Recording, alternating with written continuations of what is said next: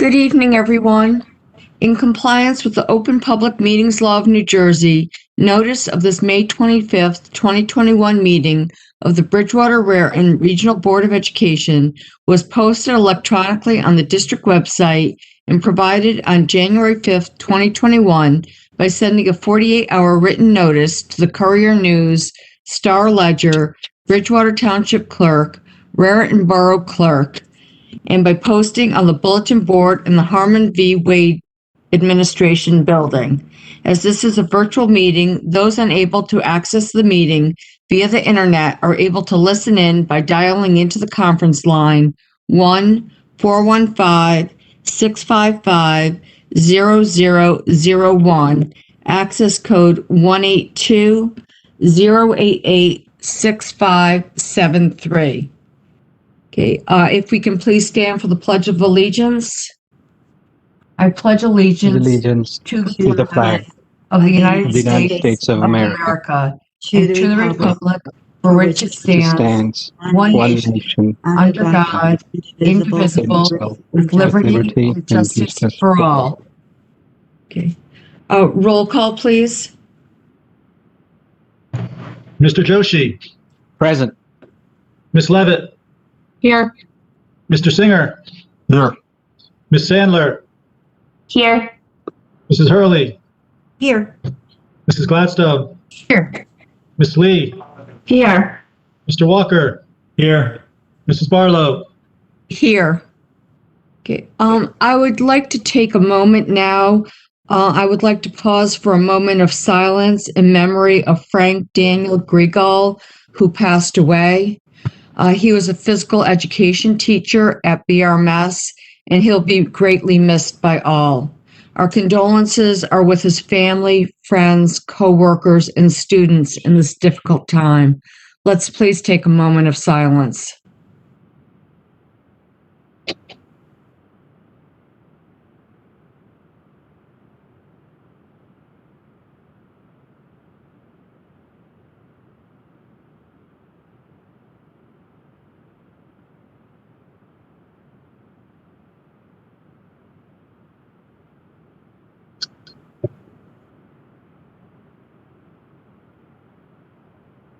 Thank you. We are now up. We're actually going to change the order of the meeting a little bit, and I'm going to go on to the president's report at this point in time. We have a very important announcement that we have been awaiting for a little while now. I'm going to go ahead and read the announcement here. So, as everyone knows, we have been in an active search for a new superintendent, and I would like to announce tonight that Mr. Robert Beers will be our new superintendent starting on August 9th. Between the end of Dr. Fitzcarrall's contract on June 30th and the start of Mr. Beers' contract on August 9th, our district will be in the very capable hands of Ms. Karen Jones as our acting superintendent. I wanted to take this opportunity to introduce Mr. Beers and to welcome him to the Bridgewater Raritan Regional School District. After an in-depth and rigorous search process of screening 31 applicants, the board has selected Mr. Beers after a 3-round interview process. His extensive experience prepares him well to be at the helm of our district. Most recently, he has successfully led the Manville School District as their superintendent. In addition, he has served as the assistant superintendent at West Morris Regional High School District. He has also been an assistant principal, track and cross-country coach, as well as a social studies teacher. His breadth of experience in education, more than 20 years, will serve our district well. To further elaborate on Mr. Beers' background, he has been the superintendent of schools in Manville, New Jersey since August 2017. During his tenure there, Mr. Beers has established himself as an advocate for equitable student outcomes. Major program enhancements during Mr. Beers' tenure at Manville include collaborating with grassroots organizations in the fight for fair funding, advocating for the full implementation of the School Funding Reform Act, lowering of class sizes in every grade throughout the district, promoting program initiatives maximizing inclusive practices through the district, creating and implementing student wellness and counseling programs, implementing a full-day preschool program servicing 120 students, expanding the advanced placement program and honors program, resulting in a 150% rise in the number of students scoring a 3 or above on an AP test, creating an advanced manufacturing program through a partnership with Raritan Valley Community College. Previously, Mr. Beers served as the Assistant Superintendent in the West Morris Regional High School District, where he led the district through a curricular overhaul, resulting in accreditation for the International Baccalaureate Career Program. Additionally, he led district supervisors through the process of creating open source materials within the curriculum, thus moving away from traditional textbooks. Mr. Beers started his career as a social studies teacher in the Roxbury Public Schools in 1992, where he also served as the head track and field coach. In 2000, Mr. Beers moved to the West Morris School District, where he served as a social studies teacher and later as an assistant principal at Mendham High School. He served as the Assistant Superintendent of Schools in the West Morris District from 2012 to 2017.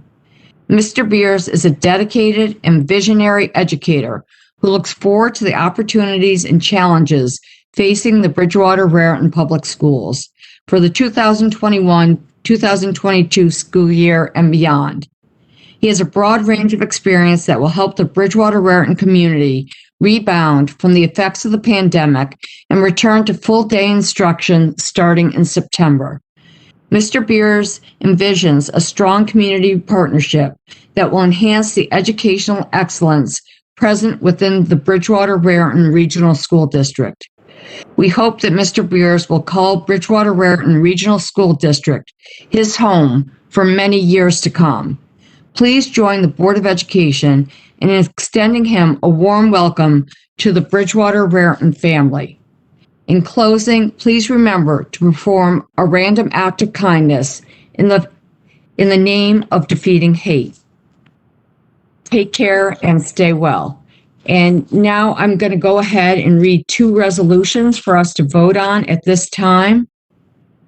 So the first resolution is resolved that the Board of Education approve the appointment of Robert Beers as Superintendent of Schools effective August 9th, 2021 through June 30th, 2026, with a starting salary of $225,000, increasing annually by 2% pursuant to the terms and conditions of the employment contract as approved by the Executive County Superintendent of Schools.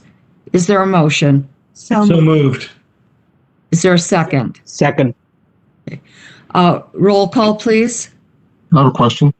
Yes. Just on process, is this an action item that needs to have public comment first? Dr. Ficara? I don't believe so. Okay. Okay. Yeah. Jackie, sorry, I had a quick question. Do I abstain or am I allowed to vote yes to approve? I believe you should abstain, but Dr. Ficara, is that correct? I think that's correct. Okay. Abstain. Cool, thanks. Well, we know you're with us in spirit. How's that? Yes. Okay. Roll call, please. Mr. Joshi, Yes. Ms. Levitt, Yes. Mr. Singer, Yes. Ms. Sandler, Abstain. Ms. Hurley, Yes. Ms. Gladstone, Yes. Ms. Lee, Yes. Mr. Walker, Yes. Mrs. Barlow. And a resounding yes for me. So unanimous except for the one abstention. And Mr. Beers, welcome aboard. And I'm going to give you a moment before I go on to the next resolution. Mr. Beers, if you'd like to speak for a minute. Sure. Thank you. And so good evening, everyone. And again, thank you for the kind words, Mrs. Barlow, from a few moments ago. So I'd like to take a moment to thank the Bridgewater-Raritan Regional School District's Board of Education for the opportunity to become your next superintendent. And I'm honestly humbled and excited to start this next journey as your educational leader. I want to start with more than a glimmer of hope as we know that COVID and the corresponding mitigation protocols are ending in rapid fashion. As we're aware, the pandemic has had a profound effect on families within our educational community, especially our students. My mission as your superintendent is to ensure our schools are safe and operational for in-person instruction at the beginning of the next school year. I'm confident that as a community, we can work together to get students back as quickly as possible and recognize the promise of the 2021-22 school year and beyond. Once more, thank you, and I look forward to a long and effective partnership with the Bridgewater-Raritan Regional School District community. Once more, thank you, and I'm humbled by this opportunity. Thank you very much, Mr. Beers, and welcome aboard. And next will be the resolution regarding Ms. Jones. Resolved that the Board of Education approve the appointment of Karen Jones as acting superintendent / assistant superintendent effective July 1st, 2021 through August 8th, 2021 in the amount of $2,000 per month, and that would be prorated in addition to Ms. Jones' salary as assistant superintendent pursuant to the terms and conditions of the employment contract as approved by the Executive County Superintendent of Schools. Is there a motion? Okay. And a Second. Okay. Second. Roll call, please. Mr. Joshi, Yes. Ms. Levitt, Yes. Mr. Singer, Yes. Ms. Sandler, Abstain. Ms. Hurley, Yes. Ms. Gladstone, Yes. Ms. Lee, Yes. Mr. Walker, yes, Ms. Barlow. Yes, motion carries. And Ms. Jones is unable to be here tonight, but I'm sure she's here with us in spirit. And I know she's really looking forward to helping with this transition between Dr. Ficara and Mr. Beers. Okay, next we are up to, I believe, the student representative reports. Correct. Hi. So I'm going to start off with BRHS is proud to have been selected as one of 29 schools in the state of New Jersey to participate in New Jersey Positive Behavior Support in Schools, which is a multi-year partnership with the New Jersey Department of Education Office of Special Education and the Boggs Center, Rutgers Robert Wood Johnson Medical School. Surveys have been sent out to students, parents, and teachers in support of this work. For arts, this week's Artist of the Week is Madeline Baxter, who is enrolled in Miss Pellegrino's ceramics class. And last week's Artist of the Week was Dylan Zunsky, who was also enrolled in Miss Pellegrino's ceramics class. For athletics, the boys tennis team is in the middle of an excellent season and are ranked 17th in the NJ.com top 20. The team is hoping for a good showing in the upcoming state tournament. They beat Montgomery for the first time in years and are hoping to end the season undefeated. This week's Athletes of the Week are Luana Kopp for girls track and field, Riley Stevens for boys track and field, and Corinne Nickel for girls lacrosse. The girls lacrosse team is currently ranked first in the Skyline Conference and 11th in the most recent NJ.com's top 20. Their goal this season is to win the conference and the sectional championship, as well as get further in the states than they did 2 years ago. Last week's Athletes of the Week were Kaylee Hisco for softball, Mike Pastor for baseball, Grace Chang for girls golf, Alexia Mitchko for girls track and field, Matt Frank and Matthew Billia for boys track and field, and Kelly McKinney for girls lacrosse. The girls golf team is in the middle of a historic season. The undefeated team was crowned regular season and tournament winners for the Skyline Conference. They were second place SCI AA tournament and qualified for the NJSI AA team tournament. And they were second place in the NJSI AA sectional tournament. And 5 individuals qualified for the individual tournament of champions: Leah Hampson, Gabby Runke, Grace Chang, Sonia Sawale, and Vedahi Shah. Hi, so continuing off of Marin Mai, this week's scorings for athletics are as follows. Baseball was 9-3, boys golf was 3-4, and they got second place in the SCI AA championships. Boys lacrosse was 5-3, I'm sorry. Girls lacrosse was 9-2. Softball was 7-9. Boys tennis was 10-3. And we have a note that track and field are not scoring, but they had competed in the Skylands Conference Championship on Thursday, May 20th, and the Somerset County Championship yesterday, Monday, May 24th. As for student life, we have some very exciting news that on May 28th, about 250 students will attend the Westmount Country Club for our senior prom. All social distancing and COVID guidelines will be followed while celebrating, and I'm very excited. CyberStart America is an innovative, gamified cybersecurity learning platform where high school students could qualify to compete in the National Cyber Scholarship Competition. The NCS National Competition took place online from April 5th to the 7th of 2021, and BRHS had 6 scholars. So a scholar had to finish in the top 540 nationwide. BRHS also had 6 finalists, and in order to be a finalist, they had to finish in the top 862 nationwide.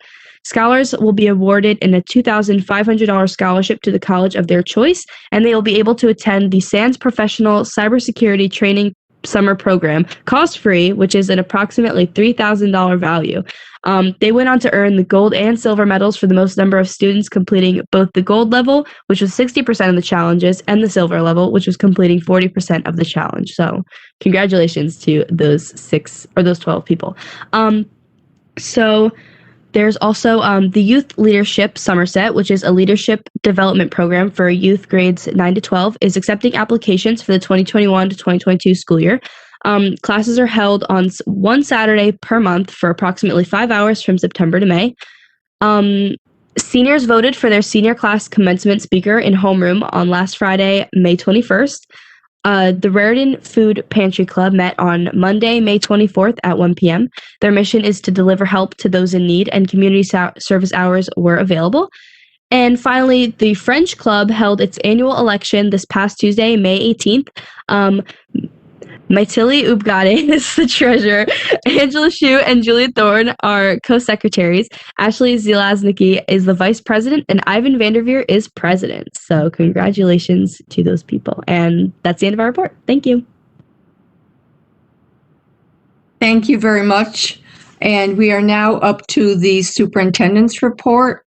Dr. Ficara.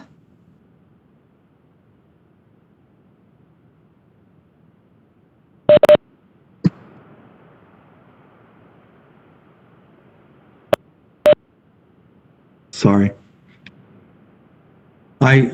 First I want to congratulate Bob.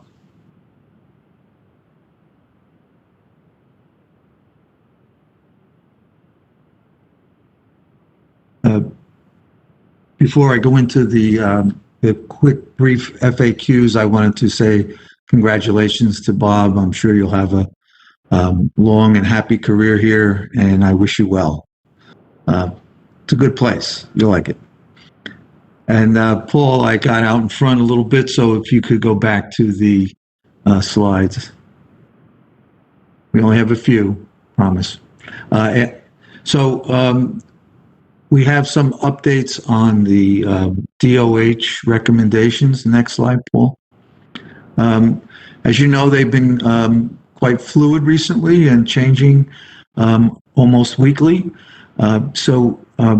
Currently, what we're sure of is that unvaccinated students and staff have to quarantine as usual after travel. What's fairly new is that vaccinated students and staff returning from domestic travel will no longer be asked to quarantine. They should self-monitor and then isolate and get tested if symptoms develop. As recently as yesterday, The governor has released new executive orders. These executive orders have yet to be translated into guidance from us, but we understand that there's some guidance relative to graduation and outdoor gatherings. It's evolving weekly and daily, and we expect many changes, but we're still awaiting clarification from the state. And we're sure we're going to get that clarification long before graduation, so we could have our plans set and have enough notification to parents. Typically, as I have stated before, the governor issues the executive orders, has a press conference, and then that is translated through the Department of Health and the Department of Education into guidelines, which we follow. So we're a few days ahead of that guidance. And now I'd like to turn this over, the rest of my report over to Dr. Dan Sylvia to give us an update on special education.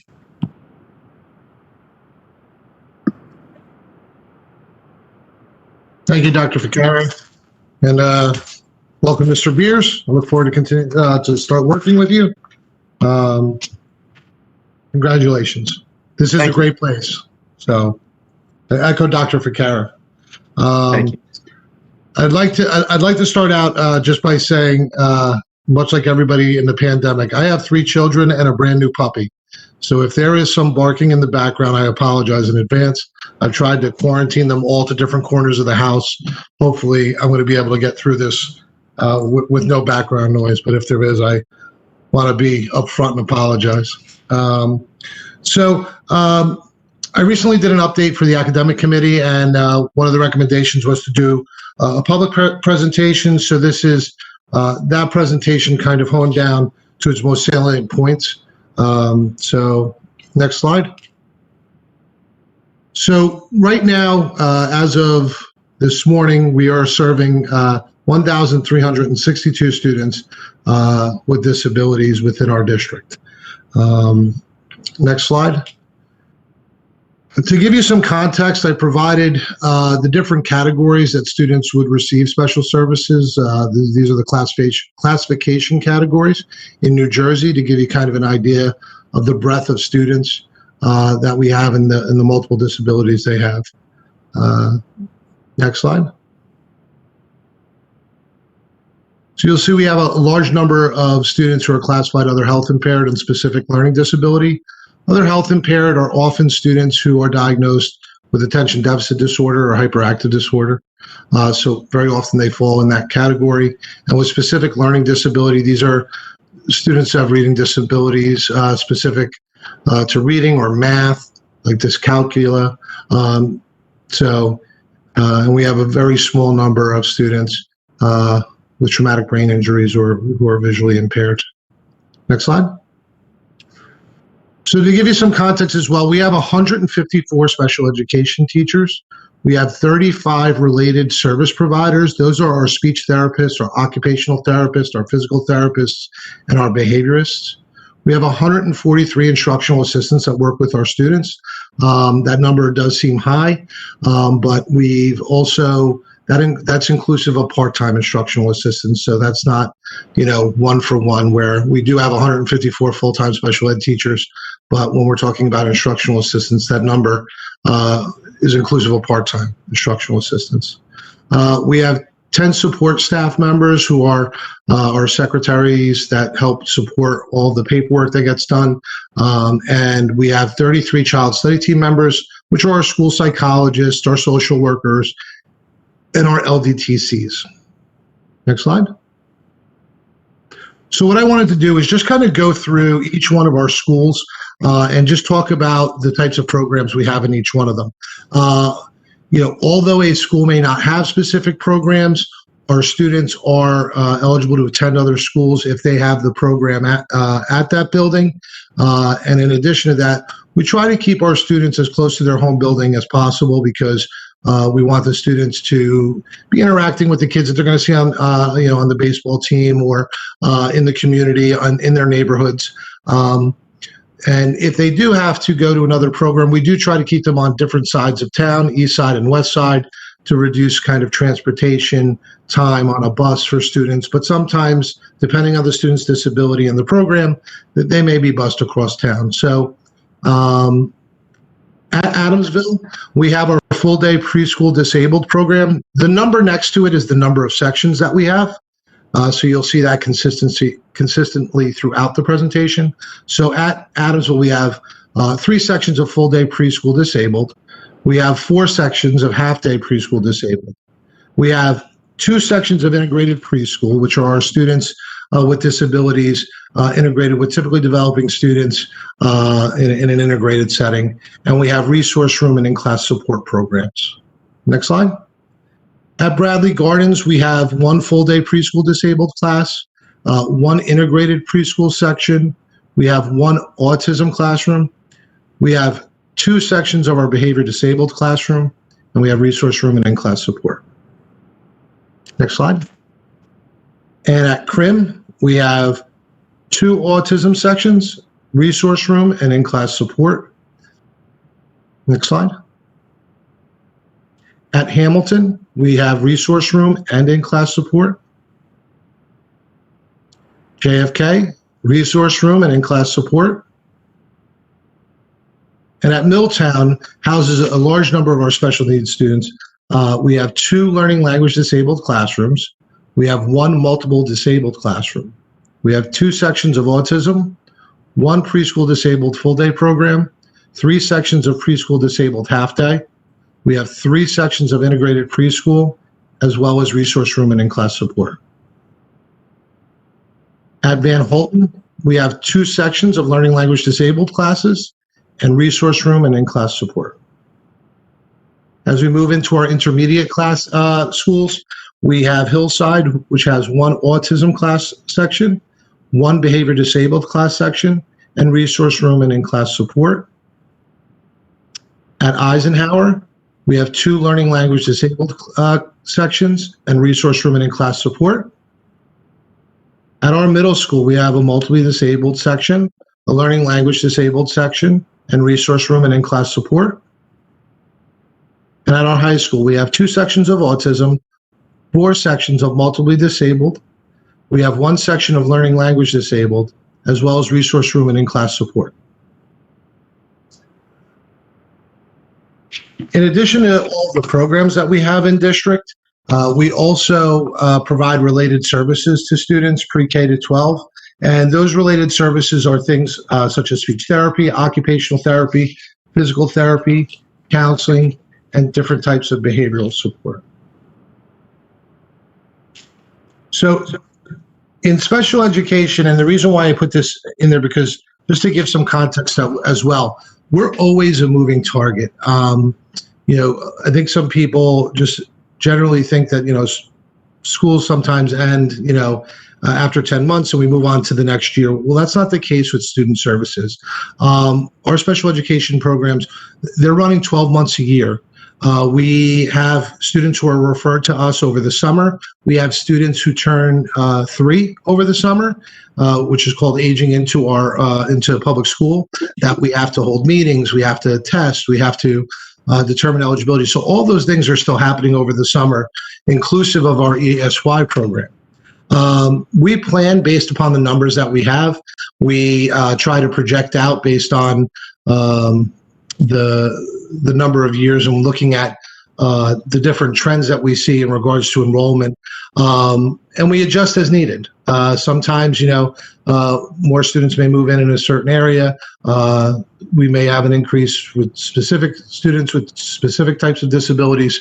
So we adjust as needed throughout the year. Next slide. So wanted to kind of give you what's happening moving forward. What is the most current stuff that's happening? I am excited to say that now that we are coming out of the pandemic, we, for those of you who are on the board, we began our program evaluation shortly before the district, was hit with the COVID pandemic. So we will be picking up our program evaluation, which I'm extremely excited about. We had a number of people who were interested, and much like we do with all of our curricular programs, we're going to be analyzing our programs, their effectiveness, and make sure that we're in line with best practice. So we're all excited about the opportunity to take that on as the upcoming year approaches. Our extended school year, I am happy to say, is fully staffed. We are ready to go. We have our transportation getting set up. And to be honest with you, in the beginning, I was a little nervous on whether or not we were going to have enough staff to teach. This has been a long year for everyone, but our staff consistently, just surprises me and does a great job. And they are all willing and able and ready to work over the summer. So I'm excited to see them back and excited to see that our staffing is all met. We just passed the budget, and in the budget, you approved the behavior disabled program that we're going to be starting at the middle school. A number of years back, prior to me, we started our behavior disabled program at Bradley Gardens. And after, a couple of years of building the program, the students continue to move up. They're getting older now. So we're developing the programs as these students come up so we can maintain them in district in their home school, which is their least restrictive environment, which is really what we want. So the fact that we need that program is a testament, I think, to the programs that we have at our lower levels. So we're excited about that. We have a new translator, which I'm super excited about because she hit the ground running just recently in the past month, and she's an invaluable resource to us. As far as translation, she does translate Spanish.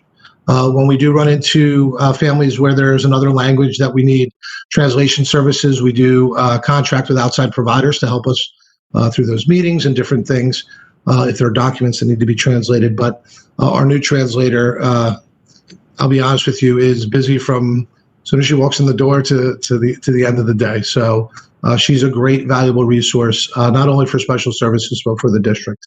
I'm also excited. We're going to be hiring a special education supervisor. Mr. Presley, who we hired a couple of years back, is going to be staying with us, but moving into a new role of LDTC in the district. And we have an opportunity to strengthen our supervisor group, which I think is a great opportunity. For those of you who are here, we hired 4 supervisors all at the same time. And we had a great team. But now looking back, now I've worked with 4 very capable supervisors, and this gives me an opportunity to kind of fill in a gap on our team to make sure that we all complement each other. So I'm excited about that opportunity. 2 things. We were just recently notified that the state of New Jersey is going to be changing its adjusted graduation cohort. And not to get too technical or long-winded into this, but I kind of give you an idea. In the past, students with special needs, if they had certain things in their IEPs that, let's say, like they would have an exception because of attendance, or they maybe didn't have to take a certain graduation requirement based upon something in their program or their disability, those students would graduate. They'd be counted in our graduation numbers, which the state reports out to the federal government. Well, the federal government came in and told New Jersey that, hey, we don't like the way that you're doing your adjusted graduation cohort, and moving forward, students with disabilities who have these exceptions, they're still going to graduate. They're still going to get a diploma. It's going to be exactly the same way, but we're not going to count that student in the number for your graduation rate. At the meeting for academic committee, I didn't have, we had just found out about it. I literally had a meeting from the state where they were talking about it just earlier that week. And I didn't have the exact number. This year, it looks like it's going to impact maybe about 29 students. That would roughly be about 4% of an impact on our graduating class. That have those kinds of exceptions in their IEP. That's for this year. Then next year, they add in any student with a disability who does not pass the statewide assessments. So that number may increase. depending. So just want to kind of make sure everybody understands that there's a change with the way the federal government has asked New Jersey to report our graduation cohort. And as we monitor that, we're also going to look at how can we kind of make changes to our programs if we have to, or make decisions differently so that those students are counted as graduates, because for this whole time they worked extremely hard and deserve that accountability. Again, if you're a student with a disability and you graduate still in New Jersey, this has nothing to do with your diploma. You graduate from New Jersey high school the same way everyone else has for many years. It's just something that literally gets reported out in our graduation numbers. And this isn't just Bridgewater. I mean, this is everyone. So everyone's going to be dealing with this change. In regards to compensatory education, which has been a topic, over the last year and a half, we are working through the compensatory needs of students, and we're ready to provide those. We've begun working with some of the families, so that's kind of where we're at with that. We are already kind of looking at some things that we're going to be doing next year for students, and it's really individualized because each student may have been impacted differently. So, but we are on top of the compensatory education needs. One other thing that I don't have here is that there is a bill that is right now, I believe, on the governor's desk in regards to extending the graduate year of eligibility for students who are 21, who are students with special needs. With that being said, it's not just if you're 21, the IEP team has to look at it and make a determination that, yes, the student needs an additional year. So there's some things that are happening, but that is on the governor's desk. It was endorsed by the Assembly and other officials at the state level. So, be on the lookout that may also impact us, and that, we're aware of it. We're waiting to see what happens. But, just to kind of put that out there, that's potentially coming down the pike too. So it's a lot of words. So any questions that I can answer? Dr. Silvey, I have a quick question. Sure. The number that you mentioned up top, 1362, that's both in district and out of district, right? Correct. That's all of our students. Are you able to estimate how many students are out of district? Sure. It's about 4% of our students with disabilities. All right. Thank you. Yep. I had a couple quick questions. Sure. Just really quick. Thank you, Dr. Sylvia. The 35 related service providers, does that include contractors, or is that just Bridgewater Raritan employees? So those are just employees of ours. So we do contract some services out, but yes, only our employees. Okay. And then if I saw it correctly and it went quickly, we do not have an autism class at the middle school, correct? We do not. So, but we have 2 at the high school. So where are those kids? Where are the kids that are middle school aides going to class?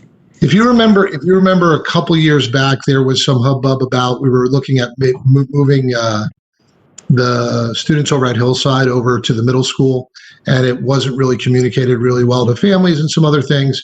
And ultimately, we made a determination to keep the autism program at Hillside. So to some extent, they skip over the middle school right now. Their age bands and their grade bands allow us to keep the students at Hillside and then move them on to high school to reduce the number of transitions they have throughout the district. But to be honest with you, there may be a time where that changes as well, and we add an autism program there. That was a couple years back. It's certainly something that's going to come up in program evaluation. And also, Ms. Hurley, just so you know as well, and I share this with everyone, one of the things that when I first stepped into this role was concerns from families and parents, and I understand this about the movement of programs and how many times their children were changing different settings and not necessarily getting that feeling of being in one school and kind of going through. And it's something that I'm very conscious about too when we create or if we move programs. So I know that you're aware of that because you were here. So thank you. Yep. Dr. Sylvie, yes, I have a couple questions. One is related to what Lynn just asked about the autism programs, because I know not only the middle school doesn't have one, I guess a couple of the elementary school don't have that either. So my question for you is that, is it by needed basis? How do you how do you choose that one school has it and the other one doesn't? And because I don't understand, so that's why I'm asking. Sure. JFK don't have it, right? And so Adamsville don't have it either. So things like that. Like, how do we resolve the problems, and how do we adjust every year? And do we even adjust it on a yearly basis? That's my first question. The second question is regarding the occupational behavior services that we offer. What grade was this offered to? Because and then what type of program that is? Is that a program kind of like help the older kids or older grades to find their occupation instead of going to school? Just understand what type of program and what grade was that offered to? Sure. So let me start out with your first question, and then I'll kind of work through them. So when we're determining where programs are in certain buildings, one of the things we do try to do is we try to offer some balance on the east side and the west side of our district. There are a lot of things that go into where a program winds up. One of them, honestly, is physical space. Do we have space at that building? Do we have classroom space? The other thing we look at is trying to group programs together. So you'll see at Adamsville, we have a number of our preschool programs. A couple last year, not this year that just passed, but the year prior, we had a couple of preschool classrooms over at Crim. We made a determination to move those to Adamsville, and this is some of the thought process just to give you an idea. Our preschoolers who are coming in, it's their first experience with school, so they don't know anything different. So when they're coming in at 3, if we were to move that program, it's not like we're moving kids around. More often than not, it's their first experience in school, so they don't know that they were supposed to go to Crim the following year, right? So that impact on kids was something we looked at. The other thing was Crim went up in numbers, so the space there was limited. So we didn't have necessarily as much space. So we had to make a decision on where can we house this program. The reason Adamsville was chosen was because it allows us to leverage our related services and different supports by not having them go through multiple buildings. The students who are preschoolers, the more preschool programs we have at that building, the more that I don't have to lose time with travel, right? And I can have that team of people there in that building. So these are just some of the things I give you kind of an insight into it. But we do look at our programs, and we do try to make sure that we're having minimal negative impact and maximizing our ability to help kids. We try not to move programs every year. That's not something we want to do. To be honest with you, what I want to do is be able to keep the programs where they are, again, to build that stability for kids. In regards to occupational therapy actually, it's a little bit of a misnomer. It's not about occupations. It's actually a therapy that helps kids to, work on how they hold a pencil or how they write, things like that. It does sound odd. It sounds like it should be about occupations, but it's really kind of these skills that a student would need to develop. Often it's occupational therapy is provided for younger kids to help them with different, things like grip and different things like that. But we do have some older kids. It starts at preschool and then goes until the student doesn't need it anymore. So it could go all the way up through high school. Thank you. Sure. I think that's amazing. A lot of programs and very comprehensive dynamics in there. Thank you. Yeah. Sure. One more question, since we mentioned occupational therapy. Do our occupational therapists do anything with executive functioning? Some of them do, but not. It's student dependent. So we have a couple of different ways that we attack executive functioning stuff. Some of the counselors do some things. Some of the social workers through counseling work on some of that. But yeah. Yeah, I have a quick question. So our graduation rate is about 98%, correct? Give or take? That sounds probably about right. About right. When is the program review going to be done? When will we see a report out on that? Hopefully by the end of next year. Okay. We had some questions like last year, part of this, the dyslexia testing we need to redo. How will we change that? And how has that gone from where it was to where it is now? How are we doing with that? I think Ms. Jones actually, and I don't want to, I know she's not here, but I think she may have reported out on it at the last, maybe not the last, but some of the most recent academic meetings. Okay. But because I know they were talking about making sure that they were screening another group of kids. But our program evaluation will look at that screening process as well to make sure that it's in line with what we need to do. But Ms. Jones will be a part of that as well. Okay. Our classification rate's about 16%. How has that changed from the last 5 years to now? I guess always goal was to get them moving, get them out of the classification. How are we doing with that? And is that changing much? So our classification rate is about 14%, give or take. We want it to be a little bit lower. We have students who become declassified, which is great. We have other students who are coming in and are being classified. So it is a bit of a moving target. I don't have a hard number for you in regards to how many kids are in and out.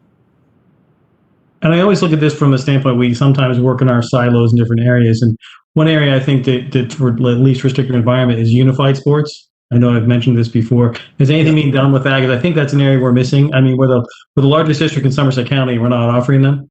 So I know this year would be hard, but I think it's something we should look into. The synergy between, both athletics and student services, as well as other areas, and introducing those kids to areas. Absolutely. We have different things around the district, but not unified sports the way that other places do, and there's no reason why we can't. So it's definitely something that will probably come up through program evaluation. We do have some isolated things in regards to buddy bowl and some different things.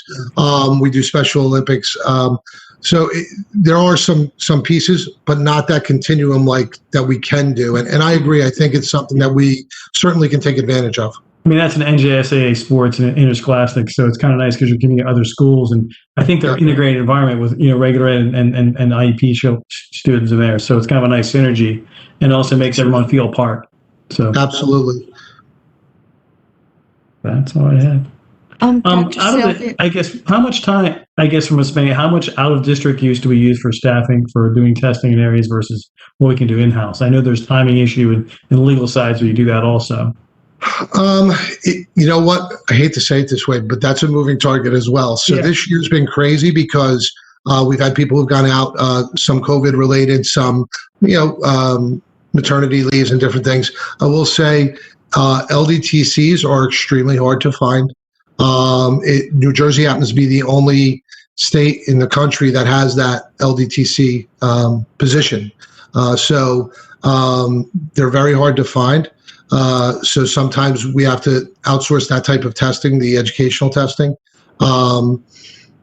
We try to keep as much as we possibly can in-house because our staff know the programs that we offer, and they've worked with the students from Bridgewater Raritan for quite some time. So it is minimal, but it changes from year to year based upon who's out and where we wind up short sometimes. Okay. To expand on Lynn's question a little, which was an excellent question about the executive functioning, is that something we would consider looking at as you do the program review, adding more robust? Because my understanding is there was very limited support in that avenue, and a significant number of our ADHD students would benefit from that. It is absolutely something that we're going to be looking at strengthening.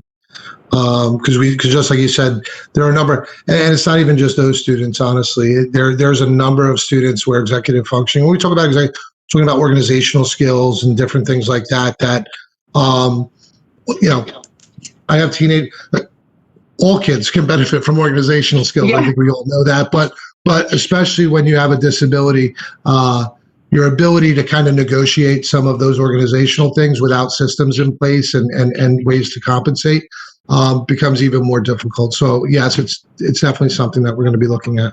Thank you. Dr. Sylvia, what kinds of metrics do we have in place to monitor how we're doing? Like, for example, I know you said, we classify 14% of our students, and it sounds like you felt that was high. I guess, what are the metrics that we're tracking to see if we're improving and that we're really helping to serve these populations?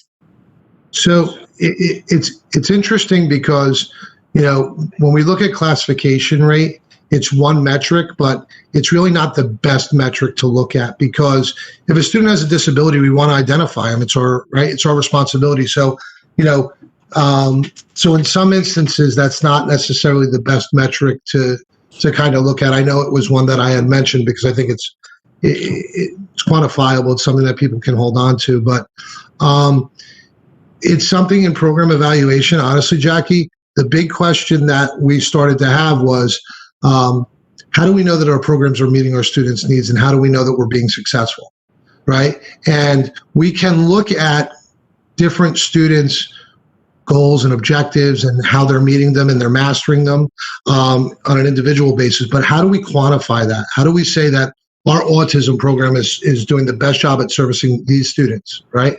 And I think that's something that we have to look at those metrics, and what do we want to define that as? We can look at individual students, but how do we look at our program, right? How do we make sure that what we're doing is meeting the largest number of kids' needs, right? In something that is special services, and I don't want to try to be too slippery answering your question, but it's so difficult because each student is so different that really looking at each individual kid is the best way to know whether or not we're meeting with success. But again, I also think part of this too is parent input, right? Do the parents feel that our children are meeting with success? Do they feel like their child's meeting with success? Do they feel like their child is getting everything they need, right? Because they have the insight of seeing their child outside of the school setting, which I think is important as well. I'm sure that it'll be in your program, Lavelle, but more than a classification rate, I'd be very interested in seeing the declassification rate. Yeah. I know that people move to our district because they know their child needs or will need an IEP. So, which I guess is a good thing, right? Which means we're doing something right. And I know you can't declassify every child. That's not necessarily a measure of overall success, but it is something I'd be interested in seeing. Yeah, absolutely. And it's whatever the right metrics are. And certainly I would think declassification rate would be important. And there may be things like, and I'm going to go to dyslexia as an example. If I'm teaching, phonemic awareness and I'm teaching certain things, I may have a lower classification rate because I've put the right structures in place in the regular curriculum to help that. So I guess through all of our program evaluations, I think that closed loop of having metrics to know whether or not what we're doing is actually working, I think is critical. And I will share this from my own standpoint is I think our statewide assessments are probably the least meaningful in regards to determining effective programs for students, because we look at students with disabilities and they may not do well on a standardized test or a statewide test. And the reality is well, they're a student with a disability, right? So they may struggle with that. If they don't need those types of supports and they may need something else, they're no longer a student with a disability. They're declassified. They're no longer in that box, right? That counter of this is a student with a disability and how they performed on the test. So just side note, as far as metrics, that's probably one that I think is important, but probably not as meaningful of knowing whether or not we're doing a good job with our kids. Okay. Thank you. Real quick, Dr. Sylvia. Sure. I know we talked a lot at the academic committee meeting, and I asked about the out-of-district placement. Like we brought in that BD program to bring kids back in.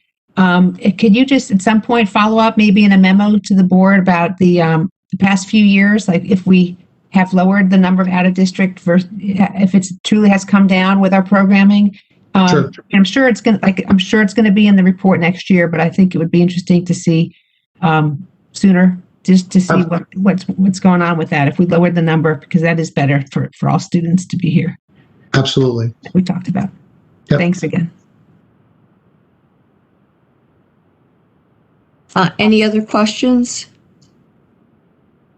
Dr. Ficara, did you have anything else?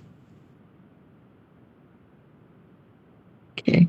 Thank you very much, Dr. Sylvia and Dr. Ficara. Next, we're up to the Vice President's report with Mr. Walker. Good evening. Yes, we have in this month, give me a moment. My drive has to come up. The first thing biggest thing by QSEC, we have to do a superintendent review. It can be in a different format. So when you do that, probably it has to be done by July 1st. So that's on our calendar. We have coming up, we have the closed session for that. We've done the budget. In June, we have to report out on the board goals. We have scheduled a board retreat. I'm not sure if that's going to continue with the hiring of Mr. Beers as a new superintendent. Finalize the CS evaluation. We do student and staff recognition in June.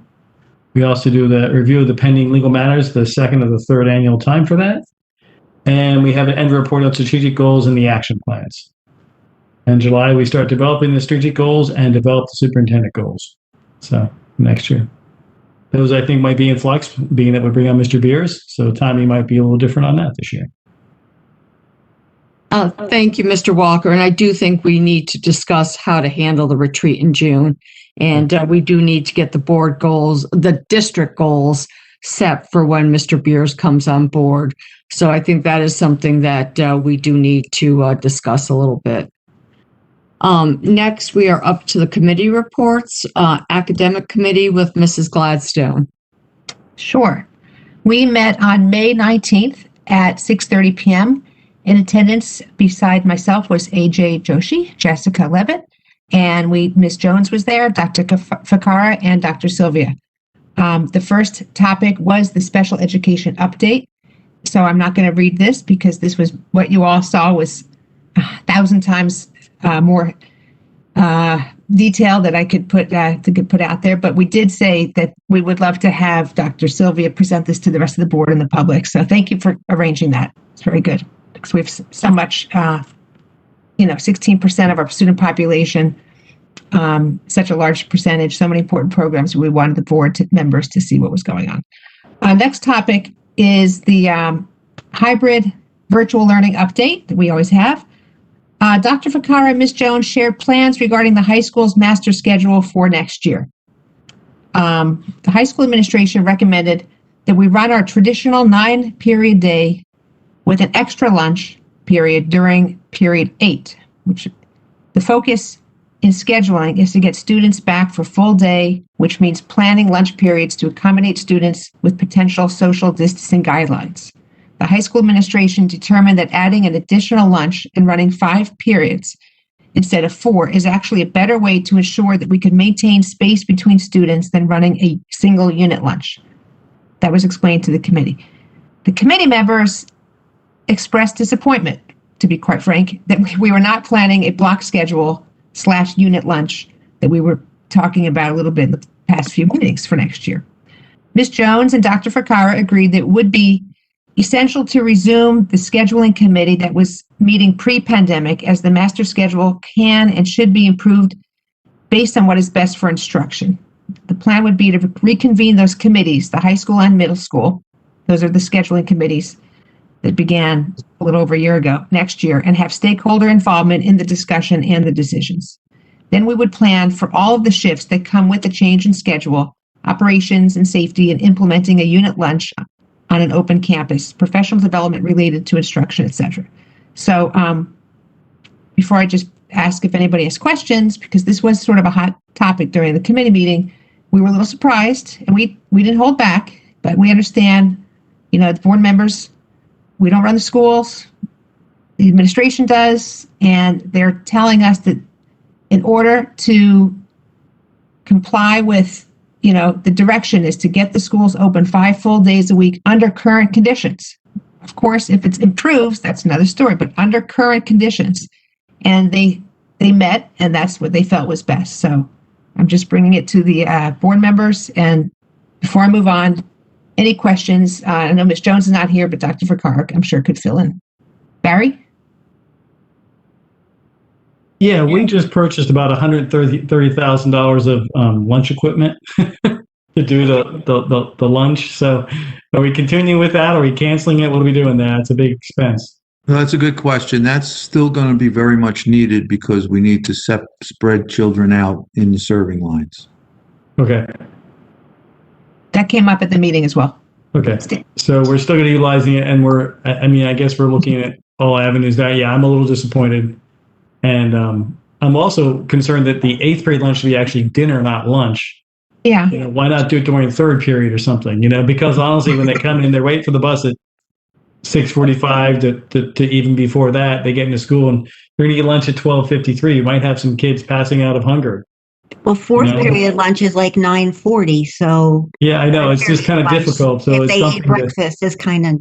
So the thing to keep in mind, as we discussed with the committee, is that the goal was to provide a schedule that would enable us to work to be full day, 3 feet apart and 6 feet apart at lunch. Also reminding the committee and everyone that these guidelines are changing; they're fluid, and the actual set of guidelines last year did not come out until June 29th. And I arrived at July 1, and we did not have a schedule. So if there is a possibility, if there's a schedule change, a guideline change, and there is some flexibility in reducing the number of lunches, we will certainly take a stab at that, and I'm sure we could pull it off. So right now we're preparing with what we have. But we're also recognizing, just as I stated tonight, and more guidance is coming, and there does seem to be a trend to be opening up more and more. And so we do have time, and we're not going to sit on a schedule that serves the purpose of one set of guidelines if those guidelines go away and we still have the capacity to make a change. Steve? I had a couple of questions. I think Lynn answered my first one, which is, when is the usual lunch period? Is that 4th period? There's 4 lunches. Yeah. The first one is at 9, starts at 9:40, I think, and then this would be adding one at 12:53. So there's 4 different lunch periods run consecutively? Yes. Yep. All right. So currently there are students that eat sometime between 12 and 12:50 as it is? Yes. Okay. And are they assigned by grade years, or is it just luck of the draw? Luck of the draw. Luck of the draw. Cool. Okay. Yeah, I had the same concern that Barry raised, so I'm not gonna rehash that. The other question I had was, you were saying that. Okay, I think I understand now. Running 5 periods of lunch, meaning 5 consecutive periods of lunch instead of 4. Okay. All right, I understand that. Thank you. That's all I have. Jessica, you had a question? Yeah, I just wanted to comment because I was in the meeting. Yes, I'm disappointed that we're not moving towards the block schedule, and the message that I felt we got from the administration was it could backfire to try to do it without, the ability to really go through the process the way we want to and make sure we consider all the angles of the stakeholders. And I can understand and respect that, even though it's disappointing. I think, this is headed in the wrong direction. However, I really do still have a problem with that 5th lunch period. Currently, school starts at 7:20, and kids now, if they didn't have lunch till 12:53, and my daughter has had both the first and the last lunch period, and either way, the kids are hungry in school because they're not hungry enough to eat lunch at 9:40 in the morning. So then they're hungry later in the day, or if they're later in the day, they're not, and it's just not healthy for kids to be snarfing down a candy bar or some kind of junk food in the 6 minutes where they're literally running from class to class across campus. And she has experienced, some teachers will not allow, a few teachers will allow a snack in class, but some teachers will not allow it. And I just can't see this not, there has to be another solution. Like, we don't have, we have 4 lunch periods. We have the same schedule and we have 4 lunch periods, but we don't use the gym during those periods, and we're able to spread out in that larger space or something like that. I feel like the labor laws in this country don't allow an under 18 person to work for more than 5 hours without a half-hour break.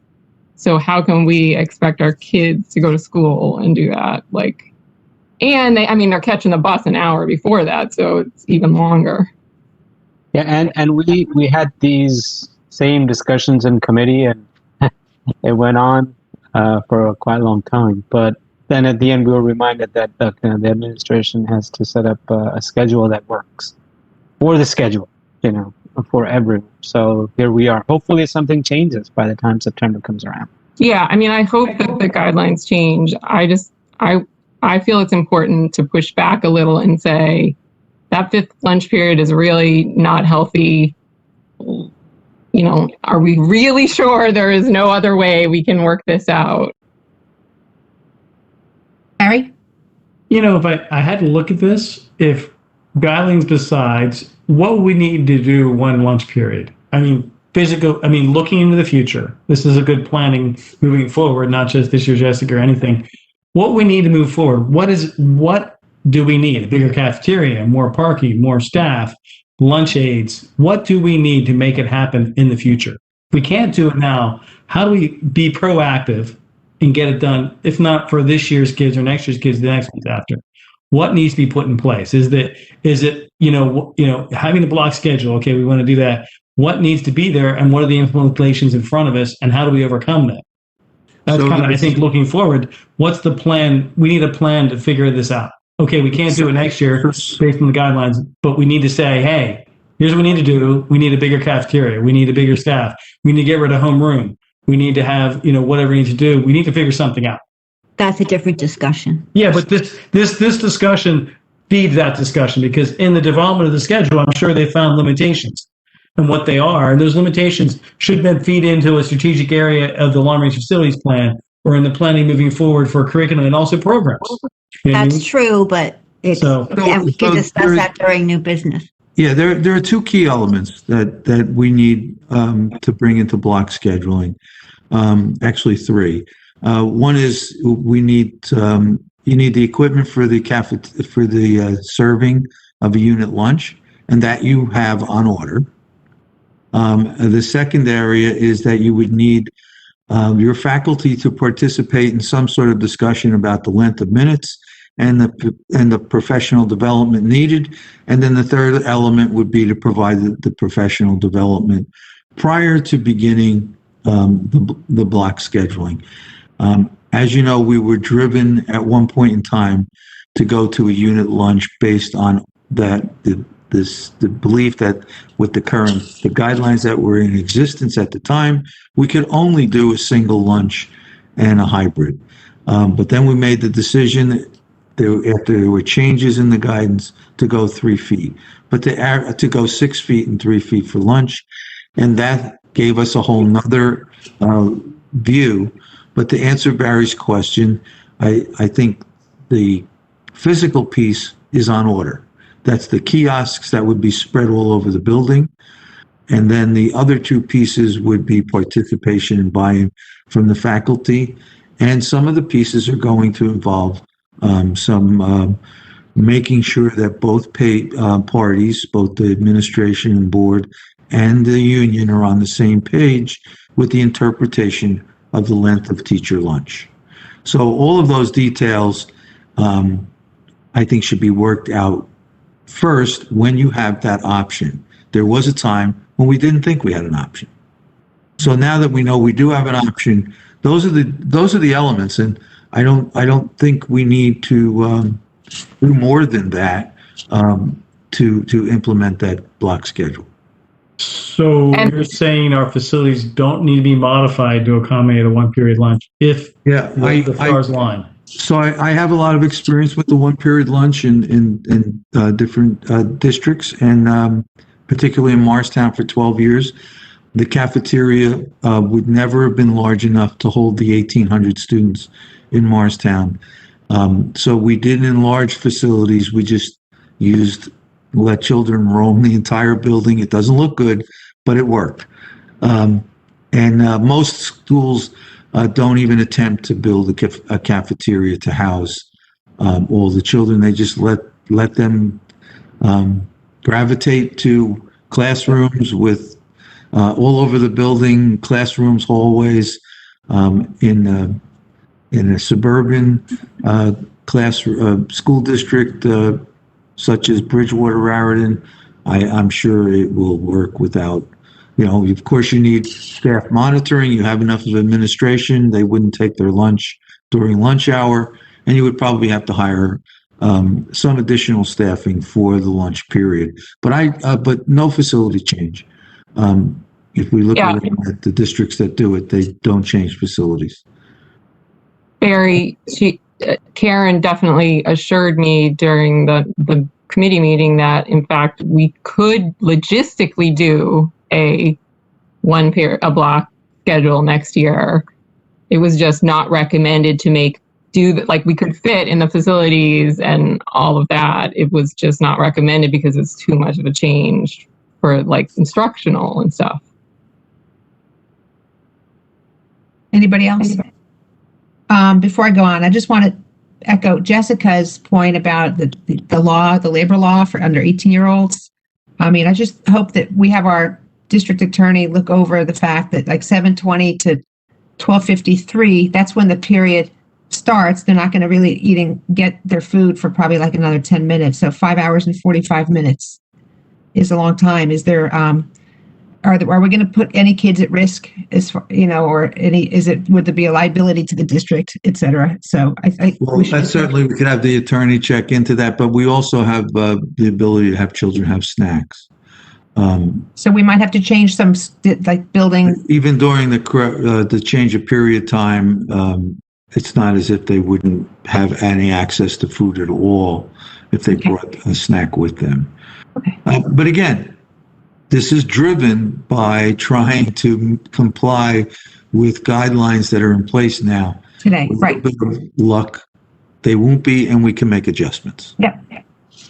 Okay, moving on to the next topic.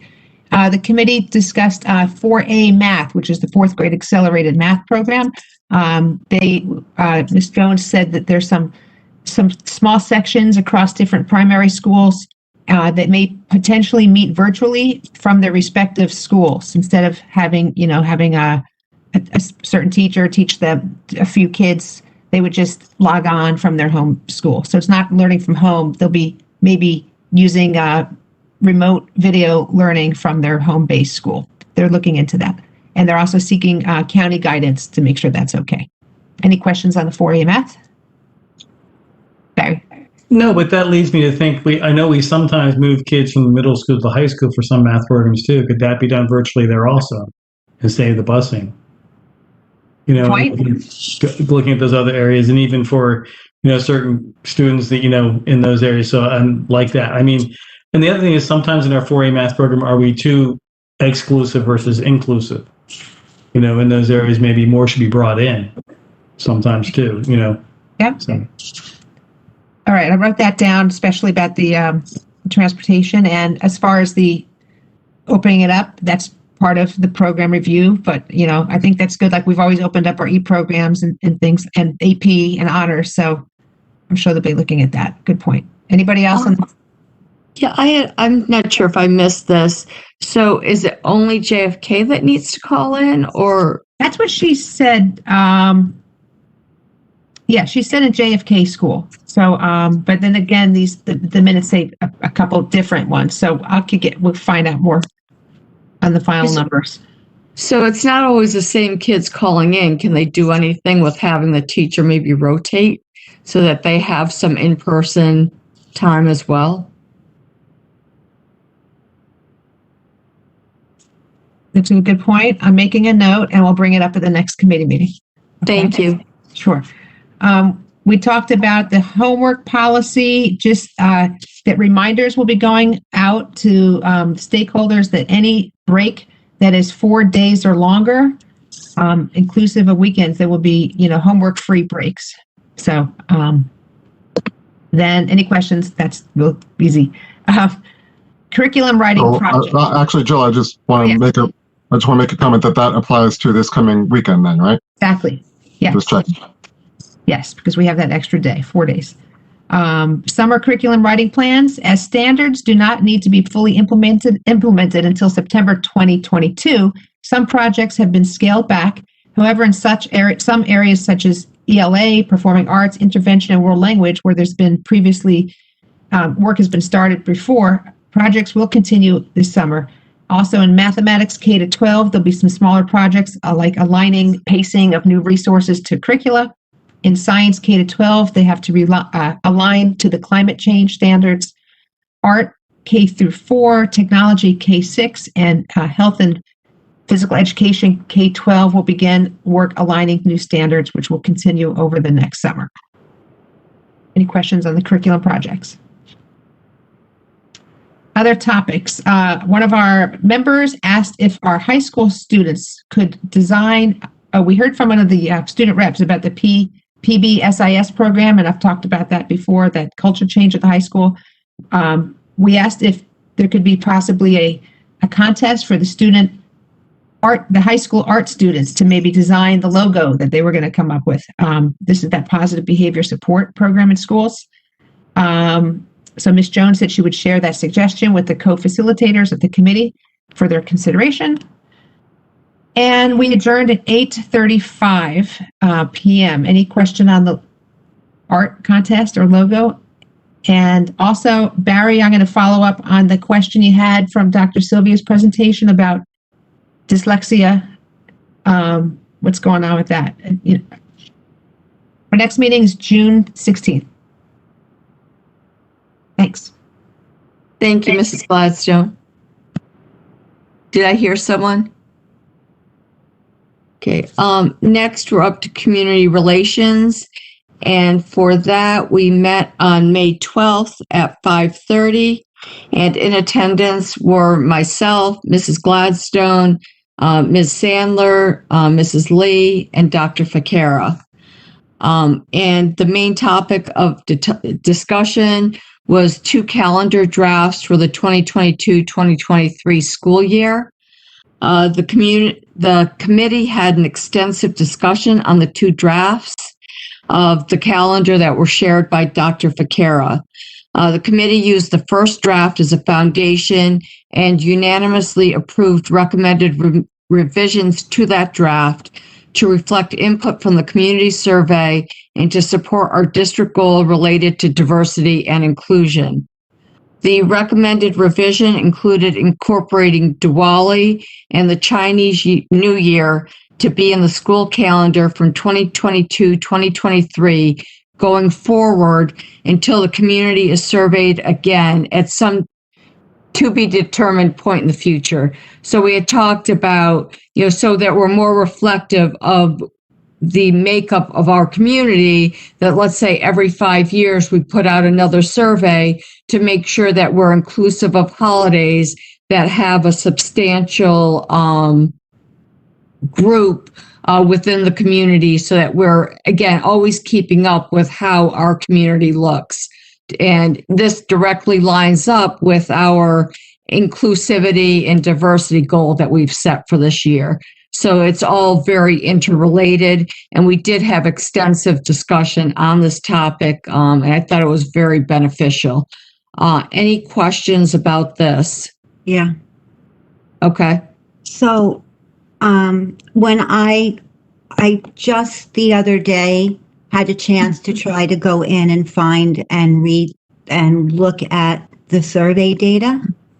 And when I'm a little bit, I guess, puzzled, somewhat concerned about voting on the calendar, because when I looked at the survey data, there was really no synopsis boiling down percentages, what percent of the population responded. I thought I had heard at a previous board meeting that we got an excellent response rate, but I couldn't find a percentage of households or families that responded to the survey, just numbers. I didn't see percentages in terms of how many families were happy with the calendar now? What percent of families requested this holiday or that holiday or whatever? So I reached out to Dr. Ficara. He asked for an email that he could give to the data manager. And the answer I got that it's not possible to determine the respondents who completed the form or what portion of the total population that this represents. The data cannot determine how many families requested specific holidays because the survey did not provide checkboxes for specific options. I had also asked because some friends of mine had mentioned they could have taken the survey several times if they wanted to. And I got the survey did not ask for identifiable information, so households would not have been stopped from submitting more than once. So my concern is I don't know how I can vote on a major change that will impact childcare for some families and things like that when I don't have valid scientifically based data. This is done no differently, as far as I know, and I need Dr. Ficara to weigh in, than any of the surveys that we do. So this was using, I believe, the same tool, and we can't. Dr. Ficara, were you going to say something? I was going to say that we have made surveys before. It is possible to make them linked to somebody's email. It wouldn't be, I guess, anonymous then.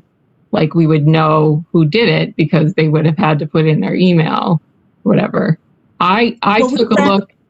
This was my concern, Lynn, when we decided to not put checkboxes that, yes, that's more inclusive because it doesn't single out any particular holidays, but it also means people could write, and people did write in very different things, and you can't easily tabulate it. But I can tell you that I took the time to go through it if you're interested and see that of the 2,678 responses, 398 mentioned Diwali, which is about a little less. But that's not my concern. I looked through it as much as I could as well. Okay. My concern is we don't know, just because there's 2,000, I'm going to use a round number, 2,000 responses. We don't know if that represents 2,000 of our households. Correct. And there's definitely 100 people that answered one, like 10 times each. We don't know who these people are and what percentage of the community we represent. What's the point of doing a survey if you don't know who's answering? We've done district climate surveys in the past where we ensured that the survey could not be answered more than once by the same household. That's possible. So I don't, this to me tells me nothing. And I don't disagree because I feel it gives us directionality. I don't think we were looking for explicit numbers. And I think we were looking to be more inclusive within our district. And there were certain things that came through loud and clear. Like, for example, people did not want to extend the school year. And so we looked at not extending the school year. There were certain parameters that we looked at with everything because there were concerns, like if we extended the school year, that it could affect families with childcare, or it could affect teachers, so there were definite things that came out of this. And when looking to be more inclusive, that we tried to work within those parameters. And when we tried to pick what holidays would we add, given the constraints that we couldn't extend the school year, what were the ones that we saw the most of? So I'm just going to leave it. I respectfully disagree with you. Okay. That the information is valid. I'm just going to leave it at this. If we got data like this from our administration to base a decision on, it would be rejected handily. That's all I'm saying. We have no idea if this is a good response or a repeated response, or I'm responding on behalf of all four of my children, my kid and my spouse. So this means nothing to me. And I'm not trying to give a hard time. I'm just trying to be honest. I have no problem moving forward with what our community wants, but this doesn't tell me what our community wants. So I can't vote yes. And that's what I'm putting How out does it there. differ from the other surveys that we put out? So we did, for example, superintendent survey. How was this done differently? The superintendent survey, I read through the comments of what people are looking for, but I still used my own judgment. I looked for themes, but we are going to ask people to find childcare for a random day. Is this hurting somebody?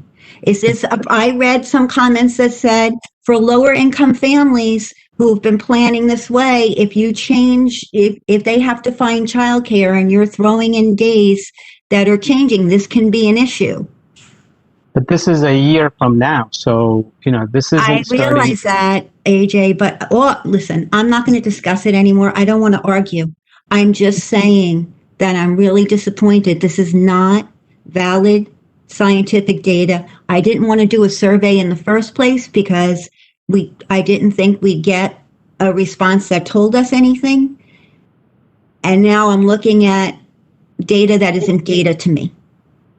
Do we want to, so that's all. I'm just going to leave it at that. I feel bad about it. I would like to be able to support it, but I don't get it.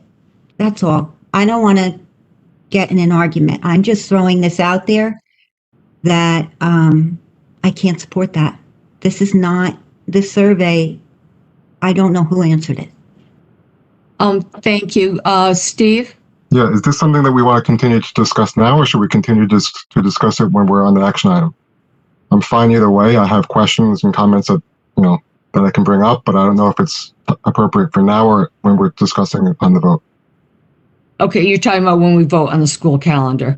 Correct. I'm going to suggest that we defer to when we discuss the school calendar unless anyone feels differently. Okay. Next, we were going to do the website review, but the other discussion took our whole time and then some.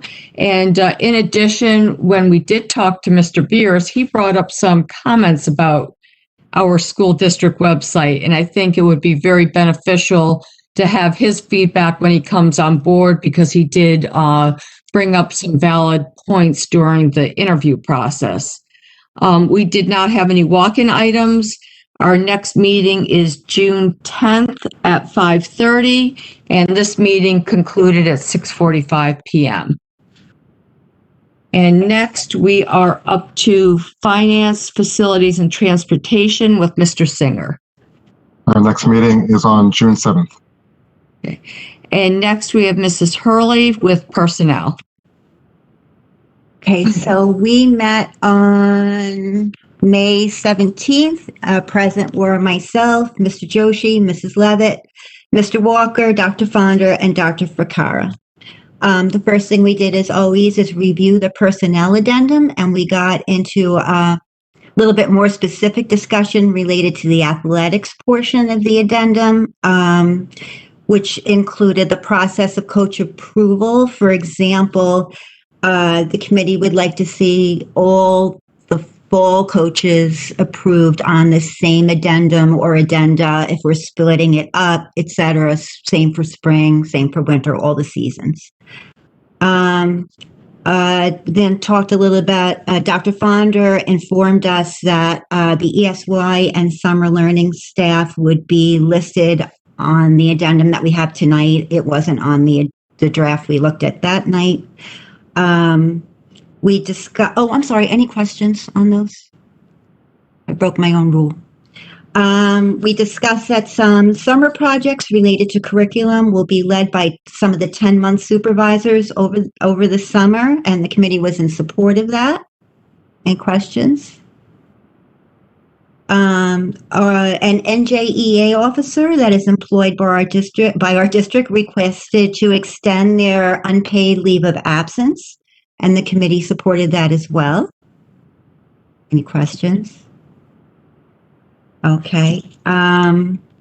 Dr. Ficara spoke a bit about the rice notices that were sent out or were going to be sent out for tonight. Don't ask any questions about that.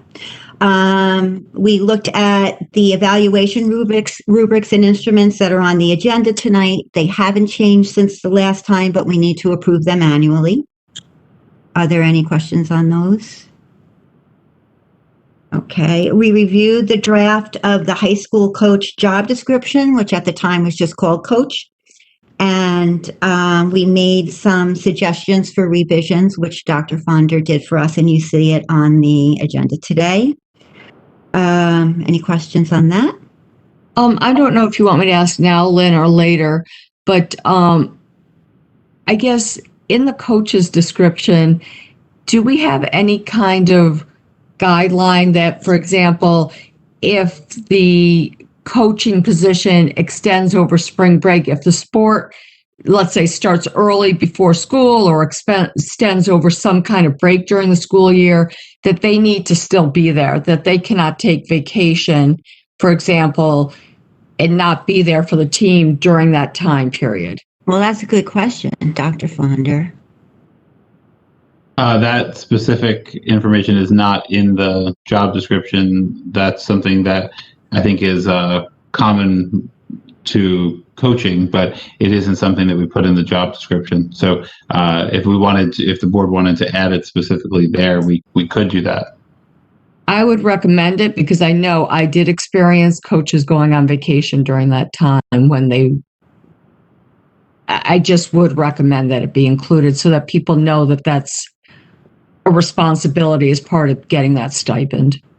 So we can do that when we go to vote on it. Is that, Okay. you know, That's go a to good work, suggestion. I'm sorry, does that get into a contractual issue, Jackie? I don't know. I do not know. I mean, I would think that as part of your job description that you need to be there for the span of that sport activity. And I think Dr. Fonder said this came a lot from the coaching manual. Is anything in the coaching manual by chance, Dr. Fonder, you could look at? I didn't see anything.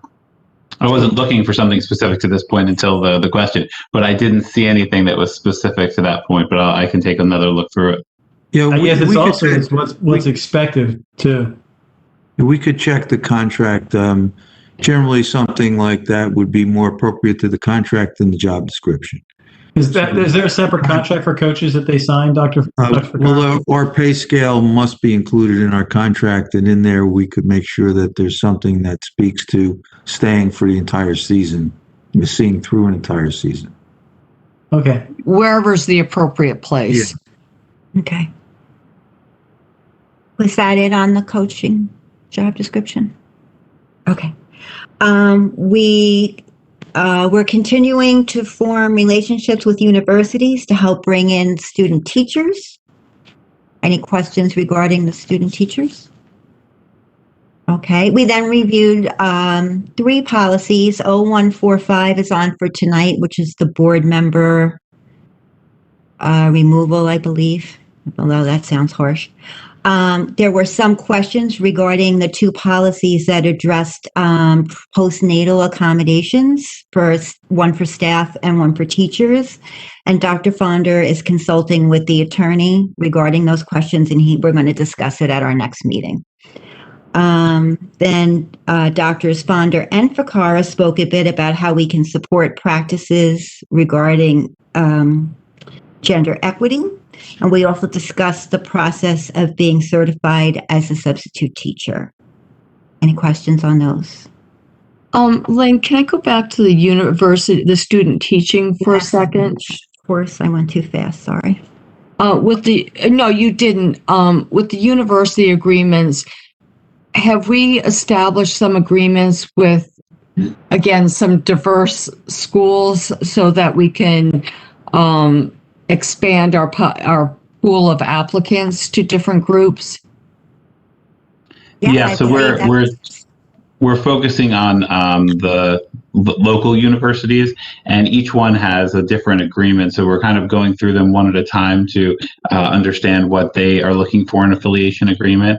And we identified some schools at the committee. So we're in communication with Drew and FDU right now, and then there's some other universities that we're going to reach out to, and hopefully they'll be able to have protocols that match what we're looking for in Bridgewater Raritan. One that's on the list to reach out to is Kean University, which is close by, and that the committee members thought would be a good one to try to establish that partnership with as well.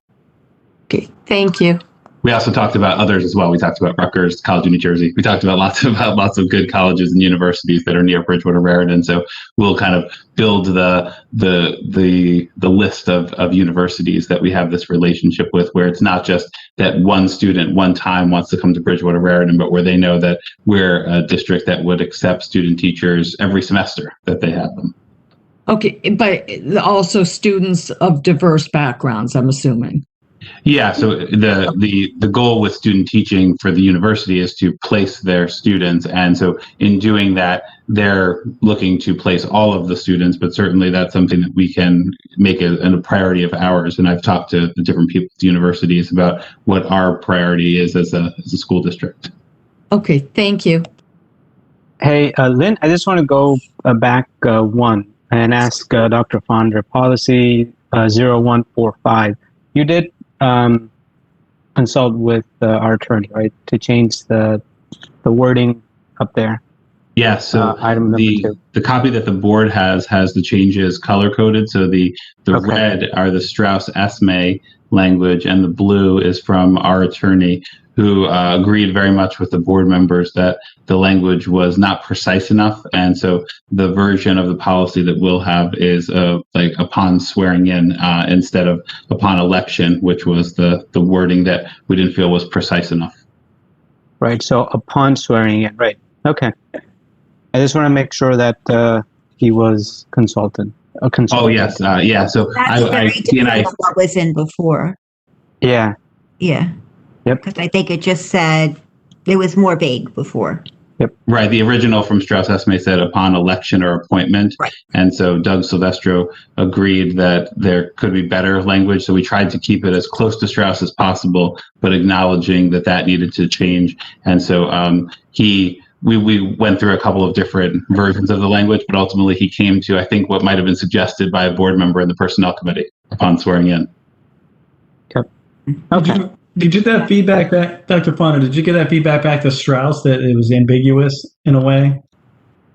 I didn't yet. I don't. Hoping that they'll give you a commission on that, by the way. Yeah, we also I think one of the other board members and personnel committee pointed out that a couple of their citations were incorrect, and so we fixed those as well. Yeah. I don't know if I'll bring that up with Strauss-Esme. I might just you have some fun there. You get some. Is that in on that? Yep. Okay. Okay. So last but not least, Dr. Fonder left the meeting and we had a discussion of the superintendent's cabinet, and we adjourned at 8:49. And I believe we're meeting on Thursday, June 10th at 7:30 p.m. I think that's where we left it because we had to change our last meeting. Does that work for you, AJ? That night is the Ed Foundation event, which we're going to talk about in a little bit. So I may not. All right. We'll discuss offline then. Yep. All right. Thank you.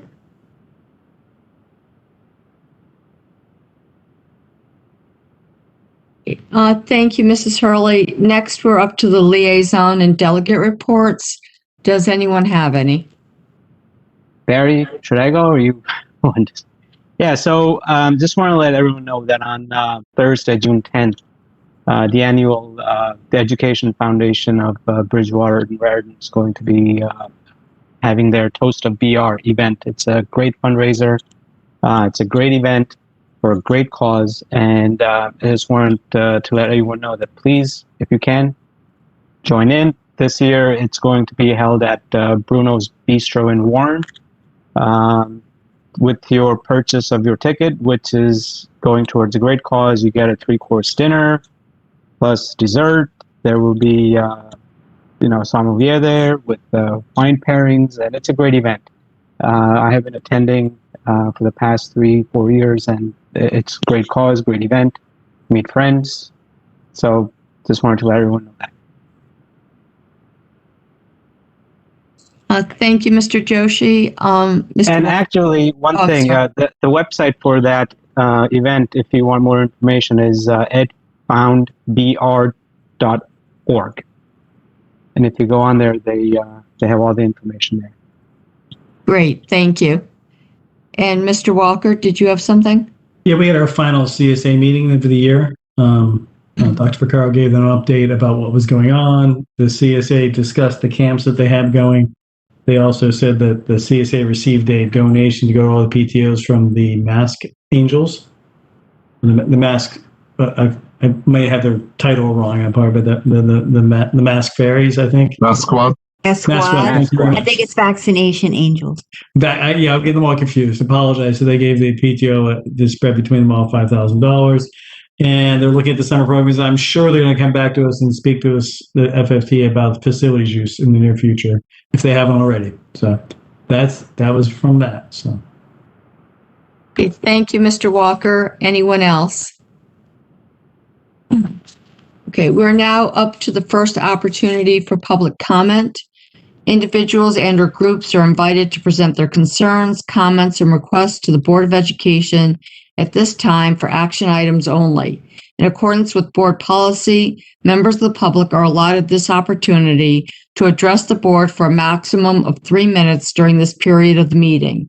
In the event it appears the public comment portion of the meeting may exceed 30 minutes, the presiding officer may limit each statement made by a participant to 2 minutes duration or less, depending on the number of participants.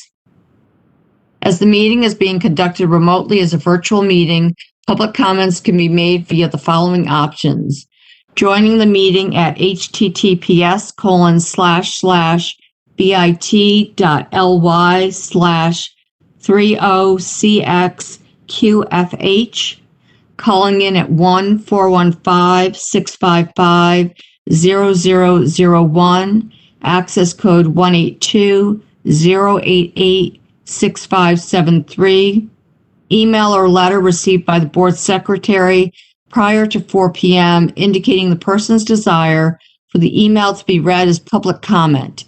Any and all public comments submitted by email will be reviewed by all members of the Board of Education. However, where the number of emailed public comments are excessive, the board reserves the right to group and summarize duplicative comments as authorized by NJAC 5:39-1.4F. All comments submitted by email, whether read aloud in full or summarized, will be noted for the record. Either of the first two methods will place you as an attendee of the meeting. During this public comment session, if you wish to speak, raise your hand if you are on the computer or press *3 to raise your hand from the phone. You will be moved to a panelist role so that you may provide your comments. Mr. Stars, do you have a sense of how many people have raised their hand? Currently, we have 2, and we do not have any email letters yet for action items. Okay, so we'll go ahead with the 3-minute time limit for this public comment session. Okay.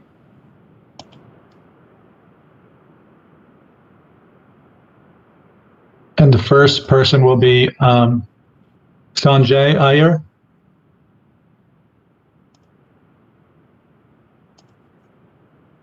And are you there? Hold on.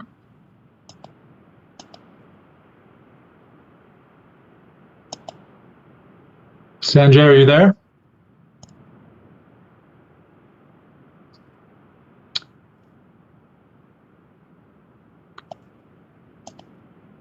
Okay, I will move that person back. And the next is Joan DiPaolo. Joan, are you there? And you're now unmuted, so you should be good. Joan? Yes, thank you. Well, I had just a couple of questions. One was for Dr. Silvio. He was asked about the unified sports, and he said he was going to be working on that. I just want to step in for a minute. This public comment right now is specific to the action items on the agenda. So if you could please identify if there is an agenda item, action item that you're asking about or commenting about? It was about special education. Okay, and that would be during the second opportunity for public comment? So not now, is that what you're saying? That's correct. So there'll be another opportunity where you can ask about any matters. Okay. Okay. All right, thank you. Thank you. And I'll go back to Sanjay. The hand is raised, but there's no microphone there. Hold on.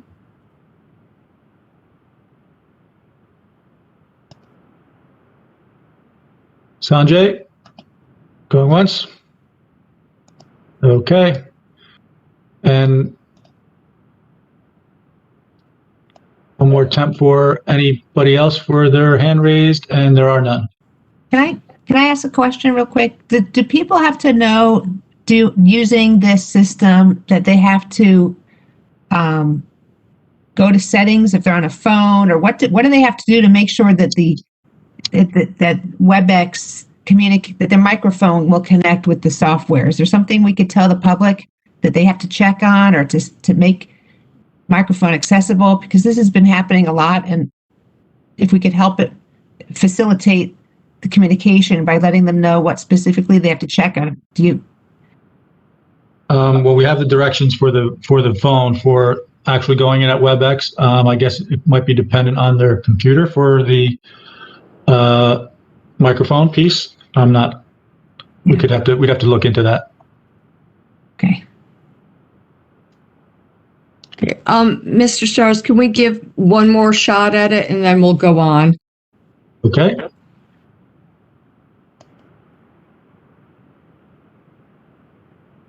Sanjay, you're back up if you have a microphone to unmute. I do not see one here to unmute you.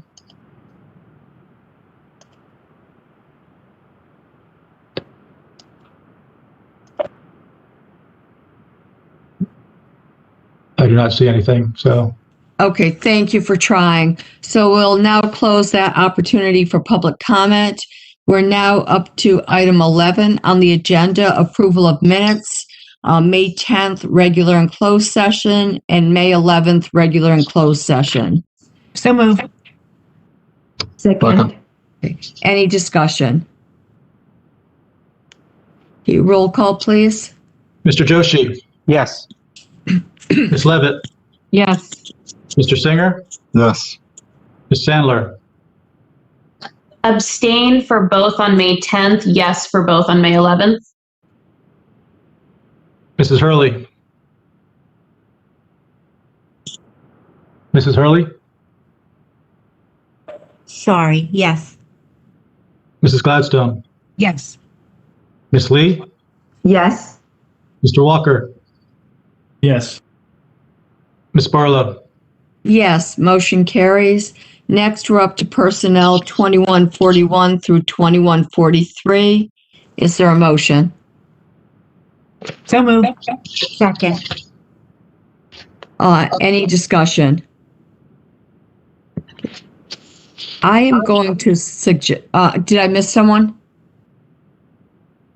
I would like to suggest that we table personnel 21-42, the job description, until we make sure of where, how we cover that the coaches should be there for the entire time span for their sport that they're coaching.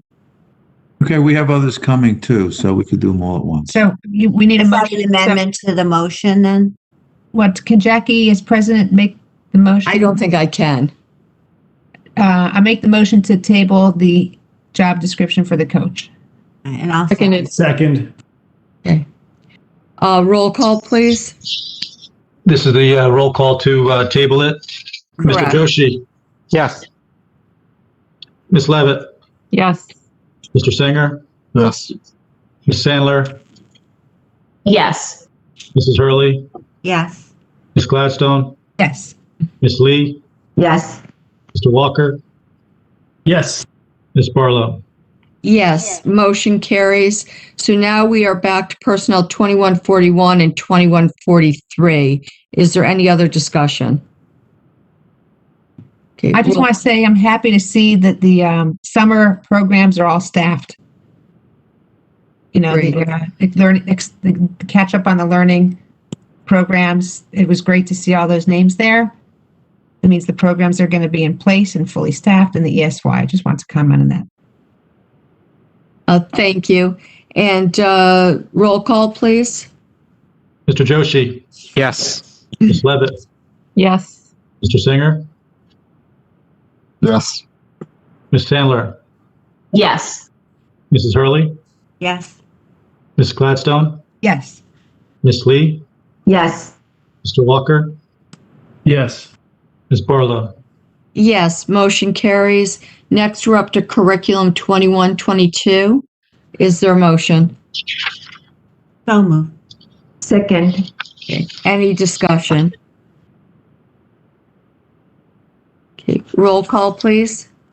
Mr. Joshi? Yes. Ms. Levitt? Yes. Mr. Singer? Yes. Ms. Sandler? Yes. Mrs. Hurley? Yes. Ms. Gladstone? Yes. Ms. Lee? Yes. Mr. Walker? Yes. Mrs. Barlow? Yes, motion carries. Next, we're up to Business 21-127 through Business 21-135. Is there a motion? So moved. Second. Okay. Any discussion? Yeah. I have one thing with the, and this is just a comment about the food service management renewal. Okay. I know this is, you know, federally granted and approved free lunch for everybody, but the lunch, I've gotten quite a few comments that it is horrible. Aside from chocolate milk, it's like, you know, the comments I received is, who knows if this is cardboard or if this is even meat or if this is even cheese, you know. So can we please talk to our vendor and get them to perhaps improve some of these things? It is just awful. I just wanted to put that out there, Mr. Stars. I'm not sure if we can, but just wanted to make that comment on there. I'll pass along your concerns. Okay. Any other comments or discussion? Mrs. Gladstone? I have a question on, okay, hold on a second to see the number. The purchases, 40, my touchscreen doesn't work. Sorry. The approval of purchases, hold on. What is the,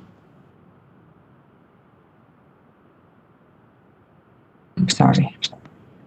Motivating Systems, LLC, doing business as PBIS Rewards. Provide PBIS rewards to the high school. What is that? Those are, that's part of your, the program that they spoke at the academic committee. That's for new logo and some other things that's apparently for that program. Supplies for the students. Okay. Thank you. Any other questions or discussion? Okay. I do want to thank the BRRSD PTO for the teacher mini grants, and also Dr. Singalese for the 45 books for the trauma-informed teaching strategies. Those are much appreciated. Roll call, please. Mr. Joshi?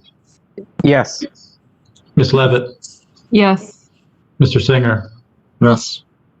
Ms. Sandler? Yes. Mrs. Hurley? Yes. Ms. Gladstone? Yes. Ms. Lee? Yes. Mr. Walker? Yes. Ms. Barlow? Yes, motion carries.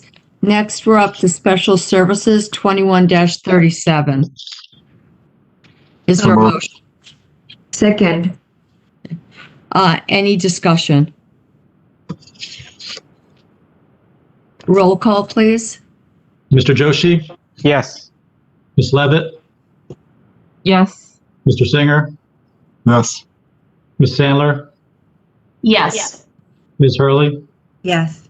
Ms. Gladstone, Yes. Ms. Lee, Yes. Mr. Walker, Yes. Ms. Barlow. Yes, motion carries.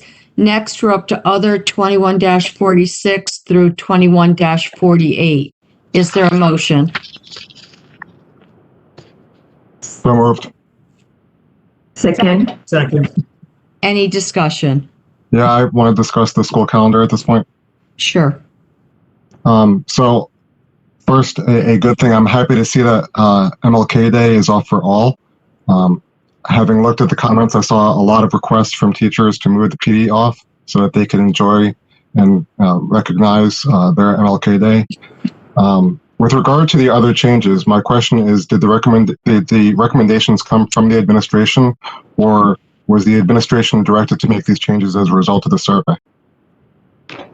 We weren't directed to make any changes. There was a decision made earlier, I think prior to the committee meeting, that the committee would get together and come up with some goals that the administration would aim at. And so it was hooked into our diversity goal, and then the survey came out, and then we aimed at a calendar that was basically the framework. I think this was discussed at the full board meeting before the committee even met, that we would proceed that way with the calendar so that we knew what we were aiming at. All right. So, again, I took a look at the responses, and whether or not the responses represent the entire community, I can't say. We did get 2,700 responses. I don't disagree with Lynn as to, whether or not that is an accurate representation of our district. However, just taking, I did a term search and tried to just collect numbers on the number of references. And there was, almost 400 references to Diwali out of 2,700, which is about 15%. And that's, that's a significant number. My concern is that the proximity of Diwali to other days that we already have off, particularly, and it's not going to be a problem over the next 2 years, I believe, but in 2024, looking ahead, Diwali, I believe, falls on a Friday, and the following week, Tuesday is election day, and then we'll have off Thursday and Friday, presumably for NJEA. So we'll have 4 out of 6 school days off, or 4 out of 10 over the 2 weeks. So that's a bit of a concern. So I'm just raising that concern. Going forward, though, and I'm not sure if I should refer to it as Chinese New Year or Lunar New Year, because there were different references to both in our responses. I counted 130 references to that, which is about 5% of the response. But I also counted 126 references to Columbus Day or Indigenous Peoples Day, depending on how you want to look at it. And so I'm not sure why one was agreed to over the other. I don't know. And I can help. I can tell you some of the discussion that took place, and I'd like the other committee members to weigh in if I'm misstating anything. Both of them were talked about extensively because the numbers were very close to one another. But one of the things that we felt was different in terms of the Lunar New Year was that supported the diversity goal, whereas Columbus Day, and I need to be very careful, did not seem to have that same additional support of the diversity inclusivity that we were looking for. And I say that very carefully because I was educated that day on how Columbus Day came to be, which I did not understand previously. So it really, I think what drove that decision, the numbers, as I said, were very close to one another, was the fact that that helped support part of one of our major district goals. And please, other members of the committee, feel free to weigh in, disagree. So when I saw all the Columbus days, because I did try to decipher it myself before I went and asked for a summary. My thought was, or Indigenous Peoples Day, whatever you want to call it. My thought was that people were requesting this because that's when parents are off too, and they'd like to be off with their children. And it concerns me when Steve says he ran these numbers and you're talking about 15 or less % of 2,000 or so respondents. That's a very, very small percentage of our school population. Again, a reason why I cannot support it at this time. I'm not convinced. And I realize, Jackie, I appreciate what you're saying about supporting a goal of diversity, but giving days off from education doesn't necessarily correspond with that. For me, if I don't have the data to support it, there's other ways we can support diversity. I'm hesitant until I know really what people think. I don't see the point in doing a survey that doesn't tell us that we're not acting on, that doesn't tell us, is this what we really want to do as a district? Why did we do the survey? So what would change your mind though? I mean, If we had a survey and it said, okay, 75% of our households responded, and a significant percentage of that significant percentage is looking to have these days off, and a significant percentage of that significant percentage can handle a change in what they expect in a calendar. And a significant percentage asks for Groundhog's Day. Right. But that's what this is though, right? It's not. We're not looking. No. We don't even know what percentage responded to the survey. It's no. You're looking. See, I look at it differently. Okay, in that you have 2,000 respondents. Okay, out of we don't know who they are. But that goes with all the surveys we do, though, right? No, it doesn't. Yes, because these are anonymous surveys. We don't know if I got a survey from an administrator and they said, well, we gave this to 2,000 students and 2,000 students want us to bring in basket weaving. We sent it out and 2,000 people want us to bring in basket weaving, but we don't know if 10 kids answered it 10 times each or this or that. Are we going to go ahead and support the basket weaving program? No, because that data is not valid. But all the surveys that we've done, but all the surveys, like Jessica said, all the surveys we've done is this, right? But AJ, when we've done surveys this year where we've asked, people are sent the surveys based on their student's address.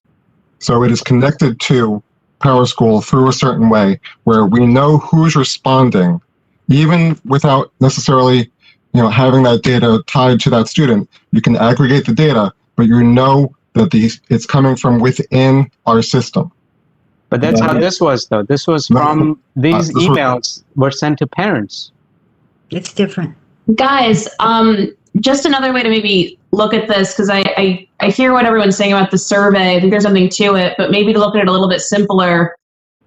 I think we can all agree that the population, like Indians, people that followers of Hinduism, Buddhism, everyone that celebrates Diwali, I think we can all agree that more of that population has moved to our district in previous years, and I think it's reasonable to assume that they would want to have their holidays off, just like my family liked having Rosh Hashanah off. Christian families like to have Christmas off.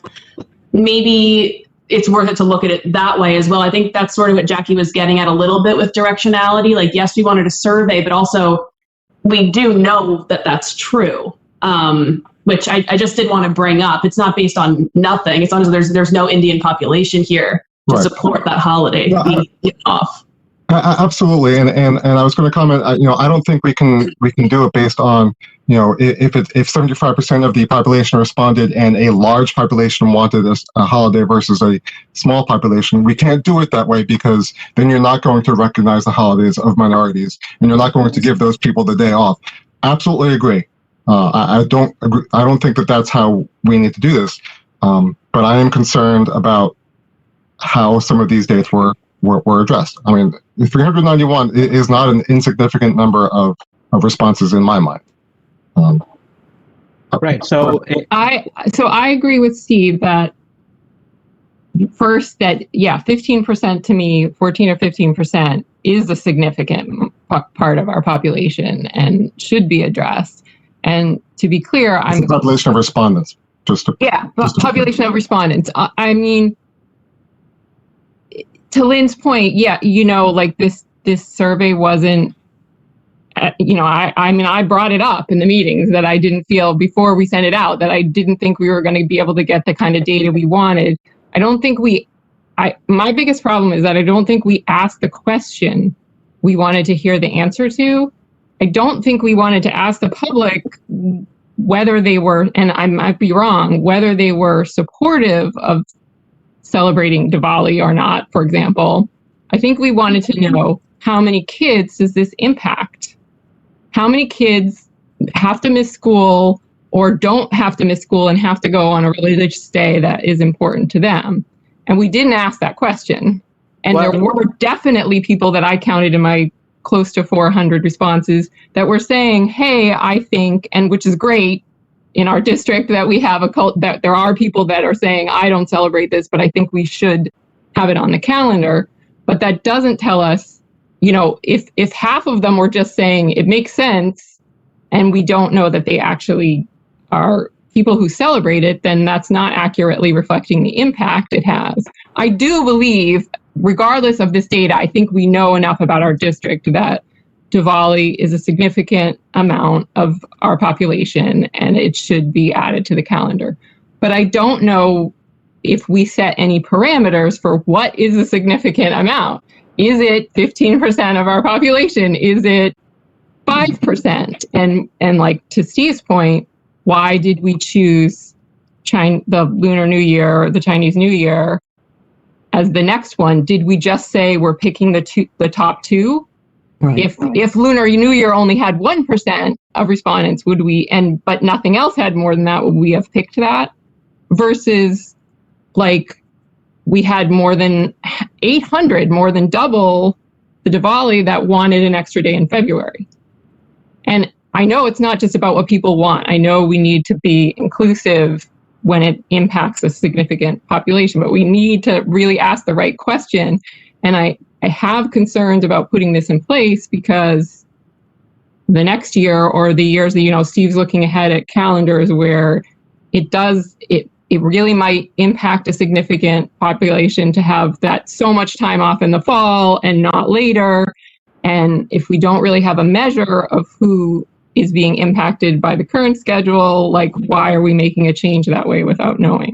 And Jessica, to your point, to facilitate this 2022-23 calendar, I believe we're taking away a day from President's Day weekend. So right. That is now a 3-day weekend instead of a 4-day now, weekend. If we go back to the survey asked if the 3 days was sufficient, and the majority of people supported the majority, but not. It was still 800 and something that said they did want it, that it was important to them to have it, and that's a lot more than said they wanted Diwali. Okay, and I strongly disagree with looking at the data that way. We are looking to be more diverse and inclusive. And also, by those arguments, we are never going to be more diverse and inclusive. I agree. I agree with that. It shouldn't be a popularity thing like who votes for 100%. And also, I'd be careful in saying that, 400 people said they wanted Diwali, right? We have to be careful in saying that people may have voted twice because there's so many votes for that one particular holiday. Are we saying that that's false? That people cheated in saying that they wanted that? We don't know. What do you mean we don't know? But directionally, we No, that's exactly what I this mean. went against what we see in our population. I would start questioning the results. But the Right. fact that it doesn't, like if there was some other minority group that we had 2 people in the district and we saw 300 responses, I would sit there and say, I'm not sure what to make of this. Is the number exactly right? Probably not. Was it said in the top of the survey, only respond once for your family? Yes. Does that mean everyone followed it? I'm sure there were some people that didn't, but I think the general trend is reflective. And so if it's 391 or if it's 385, I don't think it matters. I think it matters that there was a large group within our district that said this is important to us. And there were other people that aren't counted in these numbers that said, we need to be more reflective of our community. We need more diversity. They didn't pick a holiday, but if I add those numbers into, those are relevant as well, that said, I don't know what we should put down, but I know we should be more inclusive than what we are. Jackie, I'd also like to bring up for the board, and somebody else on committee, correct me if I have this wrong, but when we were looking at the draft that we decided to work from, Diwali was on the calendar that was presented to us. It was just marked as an in-service day for teachers, which was something that we wanted to push back against, which then meant we had to find another place to put an in-service day. And I'm sure other board members know this better than I do, but that's a whole other aspect of this that has to be balanced. When you get into extended weekends, you have a big problem with that too. And yeah, again, if one of our district goals, and I brought this up in committee a lot, is to, like Jackie's saying, increase diversity, have more inclusivity, that kind of starts with celebrating it. It starts with normalizing what other people do culturally. I'd argue that's of very high importance. So that's just my 2 cents about it. Yeah, because now I think, yeah, go ahead, Barry. You raised your hand before. Well, I'm going to take this another direction. I'm sorry. I'm the one that says the survey, so you can blame it on me. Secondly, there you go, Landis. You can take me out. I'll martyr myself on this. The other thing is, I get concerned about the instructional time having enough done. I mean, I have a daughter who just took 4 AP tests, and some of the content wasn't covered completely, whether it be COVID or just the time frame, because we start so late anyways. So the more days we take away from that, it actually affects the instructional time that we have. I mean, and in November, we have 14 instructional days, I think. Am I correct, give or take? And that's always been a tough time to cover everything. So one concern here I get concerned with is making sure we're able to cover the instructional material appropriately. You know, kids need mental health. We need to be equitable and diverse in our community. But I'm going to ask the administration, do we have enough time to cover the material appropriately to meet all the testing requirements? Because even with NJSLA, we're not at the same point where some districts are a week ahead of us to take their vacations. So we're behind.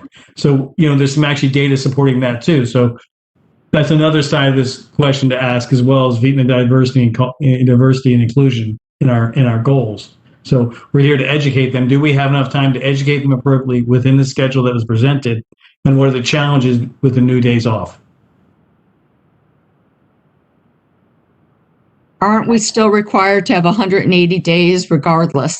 And we still have 180 days. Right, but I understand. But those AP tests and testing fall at different times and a lot more. I'm just asking. I'm asking the administration. I agree. I'm comfortable with trying it. You know what I mean? I think it's a good idea, and I think we should do it. But there'll be some lessons learned from this we'll look back on. But I'm just making sure, are we going to be able to appropriately cover the curriculum to meet the requirements both for our students' needs and that they're the appropriate point for the testing requirements that come from the state, as well as AP testing? What I thought you were going to ask, Barry, was when we discussed this in the past, a concern was raised by staff when you just have a day off thrown in. They said it's very disruptive to instruction. So I thought at first when you started with that, I understand your question, but I thought that's where you were going with that. But I have another question. Oh, sure, go ahead.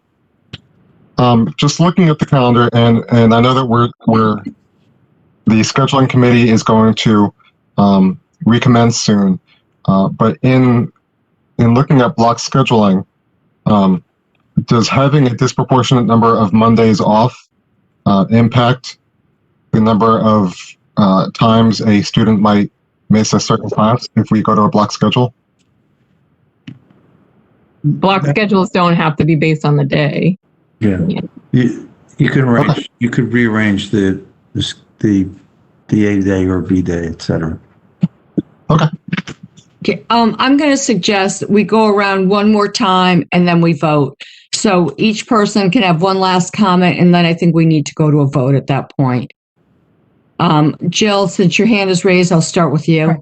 Well, because I didn't comment before, I was listening to everybody else, and I'm on the committee that we talked a long time about this. I know the survey was not the best. It was not the most scientific, and it was just a tool. It was just a tool, and I think I really think about our overarching goal for this year with the diversity and being inclusive.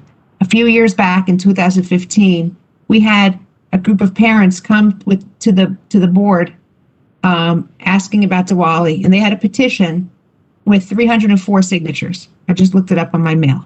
And then we had changes in superintendents, and then we had a strategic plan, and then I think Diwali for a couple of years was like on a weekend, and we never really thought about changing the calendar. So I'm really happy to see that we are going to do this. Like, finally, I think it's important. I see that we have, and I think it's time to do this out of respect for a growing number of people in the community. And a lot of those kids miss school, or they go to school because they feel pressured that they can't miss anything, and then they're missing out on their family celebration, and that adds a lot of stress and emotional issues that they're torn, they feel pressure, they can't miss it. So think about that. Again, I hear what Lynn says, and we probably next time we do a survey, spend more time on designing it to make it better. But again, it was just part of the piece of the puzzle, and I think that I think we should have done this a while ago. We didn't, but it's time now. So I'm comfortable moving forward with this. Anyone else? Okay, again, these are last comments. AJ? So exactly, Jill, you stole my thunder. I was going to say the same thing, that I remember the petition, and in a way, it kind of reflects the surveys, coincidentally. It kind of reflects the numbers as well. And you hit it on the head, saying that during this holiday, many kids feel pressured that they're going to miss something in school. So even though parents are home, they go to school. Okay, so that's two. Third thing about the calendar, this is based on a lunar calendar, so it's going to fall anywhere from mid-October to early to mid-November. Okay. So many times we have school starting in September, and then a week later, literally, or maybe a few days later, we have the Jewish holiday that falls. So that disrupts it. So yes, there are these things, but it is what it is, right? And just to educate all the people who are listening, this is a major in the Hindu religion. This is a major, the holiday. This isn't something small. This is the holiday that billions of people, billion people plus celebrate. So it's a big deal. And our community does reflect, the survey, 2 times, I guess we can say now. So, that's my say on that. Thanks, AJ. Steve? Yeah, I raised a lot of concerns, and I'm still concerned about the days, but ultimately I do plan on voting for this calendar, in part because I think the impact on the 22-23 calendar isn't great, and in part because I do support the goal of being more inclusive of our community. But I don't support assuming that this is going to be the way that it is going forward. I think that the impact on the calendar needs to be addressed annually, and that the benefit to students needs to be further analyzed in greater detail. And I'm have every confidence that the administration will consider all of these things, particularly, in very heavy years like 2024. And I'm assuming that when we do that, if we're going to open it up in that fashion, and I hate to say this, then maybe we should be doing the same thing for the Jewish holidays. And why should that be any different than these holidays? And I hate to say it because I am a member of that group. But if we're going to do it for one group, then we need to do it for all the groups. And then we also have to look at the Christian holidays too, I hope. Absolutely. Right? I agree with you. If you do it for one, you need to do it for all. We cannot single out any group. And I'm just putting it out there, and I'm saying it as a member of the group that I'm putting on the table. I saw another hand raised. It was just me, probably. Oh, I'm sorry, Jessica, too. I think it was you, Lynn, actually. Okay. There may have been others too, but I think you've had your hand up the longest. Oh, well, I just wanted to say, since it's my final statement, and I hear you, Steve, and I understand what you're saying. I can't vote yes on this, and it's not because I don't support diversity or inclusivity. I certainly do. But I need to be consistent, and I would feel hypocritical voting on this with data that I don't consider valid, that if I receive the same kind of instrument on something else I needed to vote on that didn't give me information I was looking for, that I don't think was done appropriately, I couldn't support it. So I need to be consistent in how I vote and why I vote. So it's got nothing to do with the goal or anything like that, and I understand that. But I also can't get something like this that I don't feel tells me anything and then make a decision based on that. So to be consistent, I can't support it because that's how I vote on everything else that we do. Any other? Yeah. I'm sorry, Lynn. I didn't mean to cut you off. No, I just said that's it. Okay. Anyone else? Again, I have 4 people that have already spoken. Actually, there's 5 because I did too. So those who haven't, Jean, you haven't had your opportunity. Okay. Yeah. So I think I get what Lynn is coming from, and I think that is a valid point to say that because the survey wasn't done scientifically. But my thought is, first of all, right, we sent the email to the community. So everything is entitled the same right of doing such a survey. And, with the same token, it's just like similar when we send out the survey for different things. Everybody's entitled the right. If they don't express, they are giving up their own right.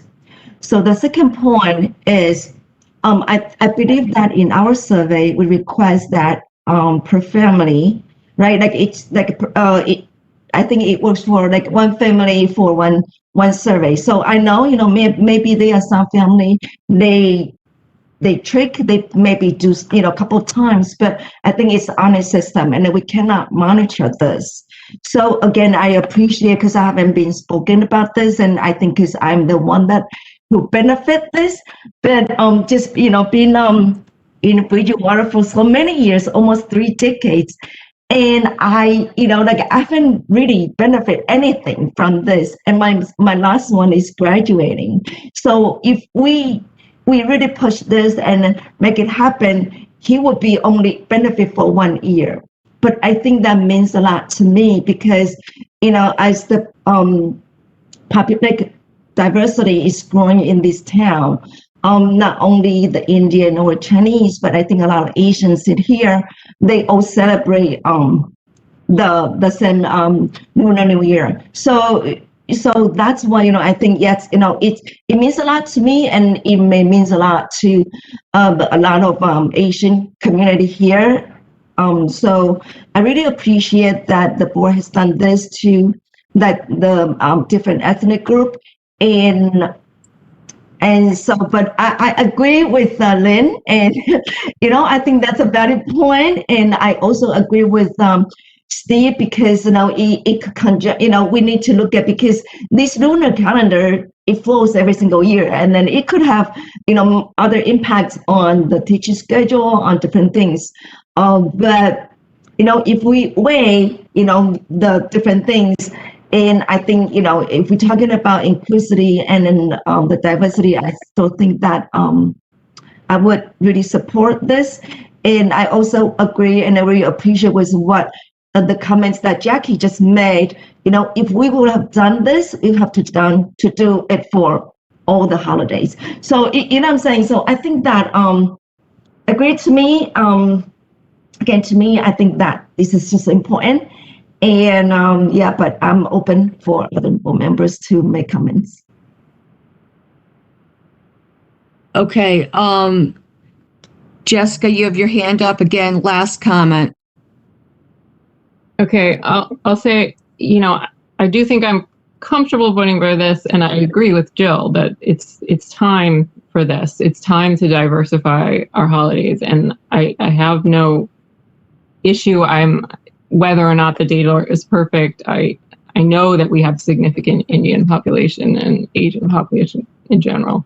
And I agree with Steve that I don't think we can just stop here. Like, we have to revisit this every year. And I hope that when we do revisit it, we can be more thoughtful and take the time looking ahead to develop a survey that asks the questions that we want, that we know how we're going to analyze the data. And like Lynn could be assured that, what percentage it represents and that there are no duplicates and stuff.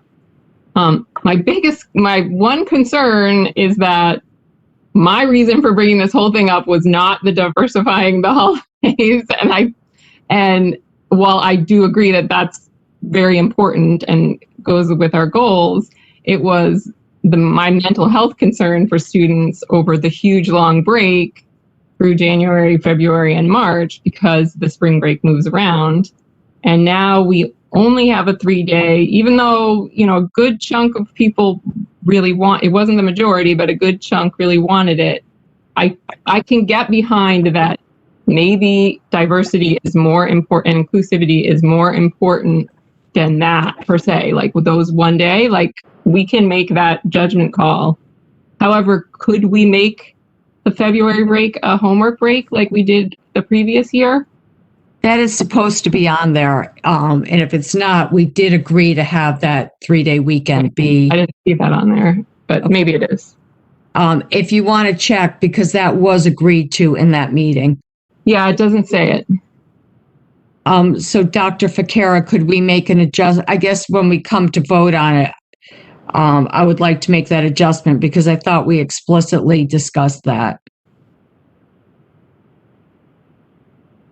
Okay. The only one that has the last right to talk is Barry, but Barry, please don't feel forced to say anything. And mine is actually going to go the other direction again. Is we had once talked about we don't have air conditioning and the facilities get hot, and we always add those snow days around Memorial Day. I would rather have them be put on the end of the year and taken off and get out early. So I look at it that way as saving something. We maybe missed that in this calendar, didn't talk about it. But if we could do it with the graduations on the 19th and most everybody's done by the 16th, that's kind of nice for our staff and community. I mean, and who doesn't want more summer? And it's hot and we don't have air conditioning. So just something we may have missed in this discussion, moving forward. Because I'll be honest, having the Tuesday and Wednesday off next week for Memorial Day, it's kind of weird and unusual. And with the schedule that's going on, it concerns me. But so in the future, I'm good with the calendar the way it is. But I think we should put those towards graduation at the end of the year versus Memorial Day. One, because of the timing for the weather conditions, and two, and who doesn't want more summer? So, I think many school districts do that, Barry. Yeah, right. I know they do that. I'm just bringing it up that we didn't talk about in the calendar, and just something we should think about. Maybe the next one, if not this one. I'm done. Thank you. And I'm going to call for a roll call, please. So will the homework thing be, is that what I'm voting on? Is that added in, or do we have to make a Actually, motion? can you make a motion to amend the calendar to please add that? Okay, motion to amend the calendar to add a no homework weekend on the President's Day weekend. Second. Okay. Roll call, please, on the amendment. 1 second, please. Mr. Joshi, Yes. Ms. Levitt, Yes. Mr. Singer, Yes. Ms. Sandler, Yes. Ms. Hurley, Yes. Ms. Gladstone, Yes. Ms. Lee, Yes. Mr. Walker, Yes. Ms. Barlow. Yes, motion carries. And so now we will vote on other 2146 through 21-48 with the amendment we just made to 48. Roll call, please. So Mr. moved. Joshi, Yes. Ms. Levitt, Yes. Mr. Singer, Yes. Ms. Sandler, Yes. Ms. Hurley, No. Ms. Gladstone, Yes. Ms. Lee, Yes. Mr. Walker, Yes. Ms. Barlow. Yes, motion carries. We are now up to policy 21-46. Is there a motion? Moved. Second. Okay. Any discussion? Okay. Roll call, please. Mr. Joshi, Yes. Ms. Levitt, Yes. Mr. Singer, Yes. Ms. Sandler, Yes. Mrs. Hurley, Yes. Ms. Gladstone, I'm going to abstain. Ms. Lee, Yes. Mr. Walker, Yes. Mrs. Barlow. Yes, motion carries. Next, we're up to the second opportunity for public comment. Individuals and/or groups are invited to present their concerns, comments, and requests to the Board of Education at this time for any matters. In accordance with board policy, members of the public are allotted this opportunity to address the board for a maximum of 3 minutes during this period of the meeting. In the event it appears the public comment portion of the meeting may exceed 30 minutes, the presiding officer may limit each statement made by a participant to 2 minutes duration or less, depending on the number of participants. As this meeting is being conducted remotely as a virtual meeting, public comments can be made via the following options. 1, joining the meeting at https://bit.ly/30cxqfh, calling in at 1-415-655-0001, access code 182-088-6573. Email or letter received by the board secretary prior to 4 p.m. indicating the person's desire for the email to be read as public comment. However, where the number of emailed public comments are excessive, the board reserves the right to group and summarize duplicative comments as authorized by NJAC 5:39-1.4F. All comments submitted by email, whether read aloud in full or summarized, will be noted for the record. Either of the first two methods will place you as an attendee of the meeting. During this public comment session, if you wish to speak, raise your hand if you are on the computer or press *3 to raise your hand from the phone. You will be moved to a panelist role so that you may provide your comments.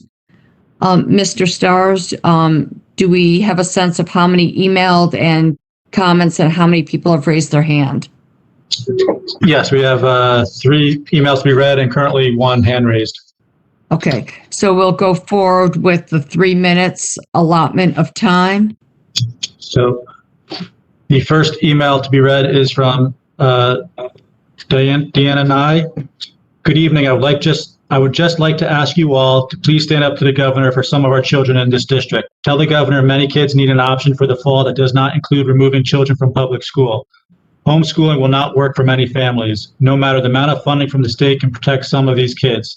Is following Murphy orders really worth the potential of even one child ending up in ICU. Some kids need an option. Our kids should matter to him and everyone else, regardless of which side of the table we are on.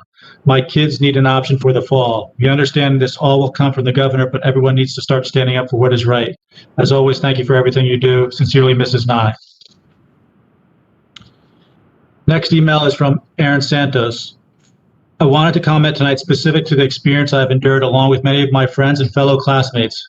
One word that stands out is disappointment. Disappointment from September to almost June. To think that all of my senior experiences have been canceled has been a challenge mentally. Each month that has passed, I've lost some type of senior high school experience. Now to think that my immediate family won't be able to even physically see me graduate hurts more than any of these other lost memories. Being the oldest of 4 brothers, I have worked so hard in and out of the classroom to be a positive, intelligent role model for my brothers. I'm asking on the behalf of myself, my brothers, and many other families to reevaluate the graduation plans to the updated guidance. I want my brothers to be able to see what I have been working so hard for, not just myself, but for them. Please don't let this last memory be yet another second thought. Thank you. Final one is from Adam Jupiter.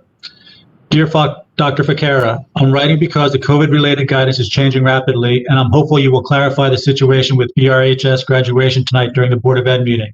Specifically this week, the state guidance given in the morning, Monday, May 24th, to remove restrictions on mask wearing for vaccinated individuals and social distancing, particularly for large venues.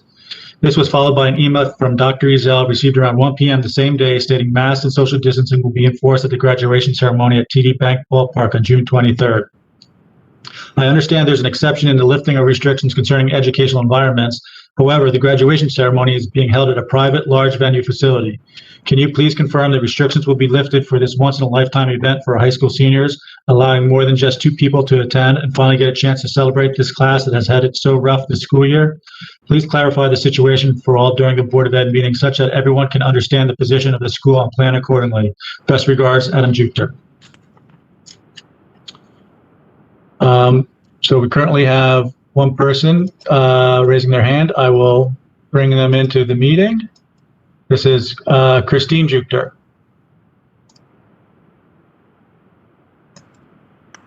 Christine, are you there? And she is. Christine, you there? I am. Can you hear me? Yes, we can. Oh, fantastic. Thank you. Thanks for taking my call. And first, I'd like to congratulate and welcome Dr. Beers to Bridgewater Raritan. While my last child is a senior, we will be leaving the district. I wish you much success. And thank you to the board for all your efforts in this process as well. I'm calling tonight in regard to our high school graduation. Dr. Ficara, I know you mentioned that new guidance was announced and you are currently awaiting update from the Department of Education to provide an update to the families. I just wanted to point out a few things here that I hope that you and Principal Ezel will strongly consider in making your final determination for graduation, which, as noted, will be at Somerset Patriot Ballpark. First, the current mandates imposed by Governor Murphy requiring 6-foot social distancing and masking in all large capacity outdoor venues, as many of you probably know, are lifted as of this Friday. Anything that the Department of Education will provide subsequently is guidance only, not requirement. Somerset Patriot Stadium has publicly announced that starting Friday, May 28th, they will honor the removal of these mandates and will be 100% capacity for all games. Social distancing will no longer be implemented and masking will be optional. Patriot Stadium has 6,100 fixed seats. For argument's sake, if we have 700 senior families, without any distancing restrictions in place, you could easily allow seniors to invite close to 6 guests and still have plenty of room in the stadium for people to spread out if they choose to. I just wanted to point out that just like the virtual bus graduation allowed extended families, including siblings and grandparents, to come together in celebration for the seniors last year in light of COVID and the restrictions, isn't this the very least we could do for our seniors this year? If I can safely attend a ball game the very next day, unmasked and not socially distanced, what would be the scientific or safety justification for anything different at my son's graduation? I implore you to please lift the distancing and masking requirements, making them optional for families for this and our children for this once in a lifetime for our high school seniors, allowing us to significantly invite more than 2 guests and finally get the chance to celebrate this class that has had it so rough this year. Thanks for listening and have a good evening. Take care. Thank you, Mrs. Jupiter. Any other people with raised hands, Mr. Stars? Yes. we have Laura Kress. 1 second, please. Laura, you are now a panelist. And I'm looking for your microphone. Laura, are you there? There we go. Okay, sorry, I'm sorry, Peter. I thought I hit my hand up before, but maybe I didn't. So, okay, I'd like to welcome this is Laura Kress, president of the Bridgewater Raritan Education Association. I'd like to welcome Mr. Beers to Bridgewater Raritan. I look forward to meeting with you in the very near future. I'm hopeful that collectively we'll be able to continue the positive cultural changes started this year under Dr. Ficarra and the administration. And as I was writing this down, I was thinking that there have been so many lessons this year, and lots of lessons. But anyway, one of the takeaways is that what I see happening is that if the associations, all of them, the administration and the Board of Ed, can continue to work openly, honestly, and fairly together, there is no doubt in my mind that our best days still lie ahead. So again, I look forward to working with you, Mr. Beers. I just wanted to comment very quickly on the scheduling that was discussed, what seems like hours ago now, but toward the beginning of the meeting. I was feeling a little anxious when people were talking about maybe changing schedules for September and the ideas behind that. And I just need to say this, that, you know, it's almost June, and we were just coming out of one of the roughest periods in teaching education since I feel like forever. And I'm asking the board to please, at least for going into the following school year, to please follow the guidance of Dr. Ficarra shared tonight. I respect all of you, but I'm just putting it out there that no more major changes without a chance to settle in, train, and work with the new superintendent. Please remember, we are K-12. We are 11 buildings. It's a big ship to move. And if we want something done correctly and to roll it out with the least amount of issues, then we need to be in it together, plan it, and we all need to be trained properly.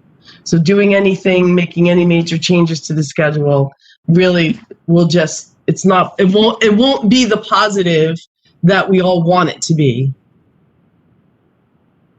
Okay, and the last thing I'm going to say is, I think the district needs to spend the money and have somebody else make the surveys. I've listened to a lot of these discussions. Again, I know you're all good people, but it never seems to end with clarity.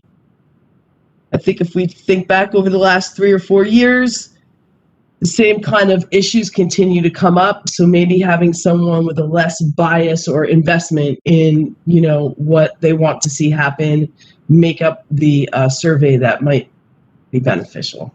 And with that, I'm going to say, have a good night, everybody. Thank you, Mrs. Kress, for joining us and commenting. Any other comments? Yes, we have Mrs. DiPaolo back. Hold on. Okay.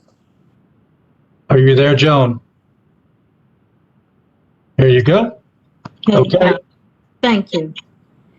First, I just want to say that my heart really goes out to those, to the senior students and their families and those who spoke, and I really hope that the board will consider everything that they said and do what you're able to do.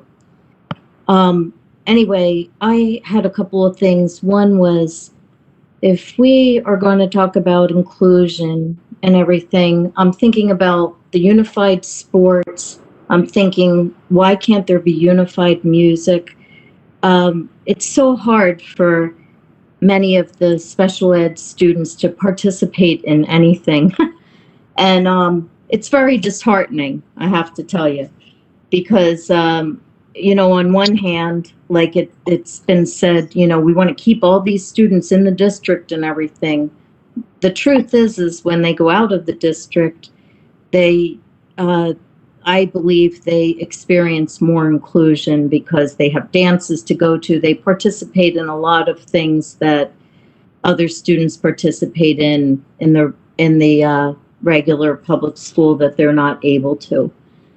So I was wondering, was that ever considered, like music as well, that not everything has to be tried out for? You know? I guess.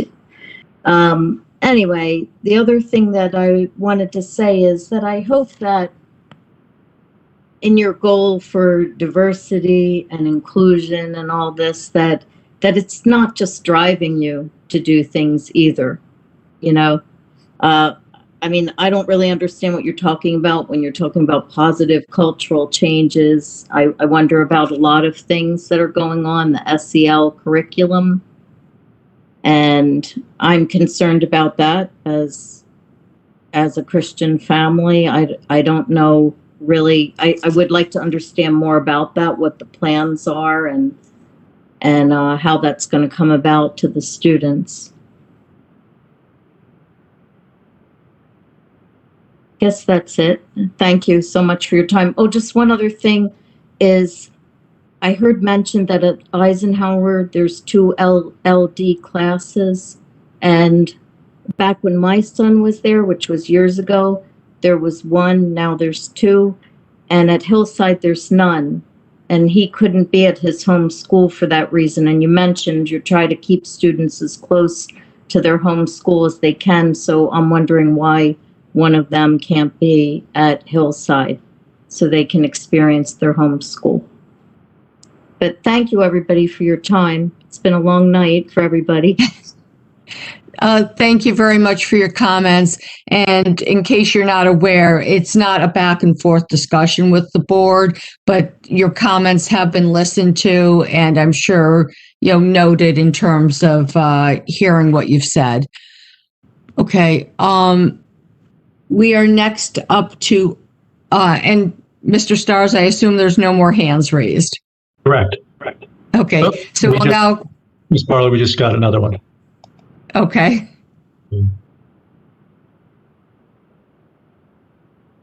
Mrs. Santos?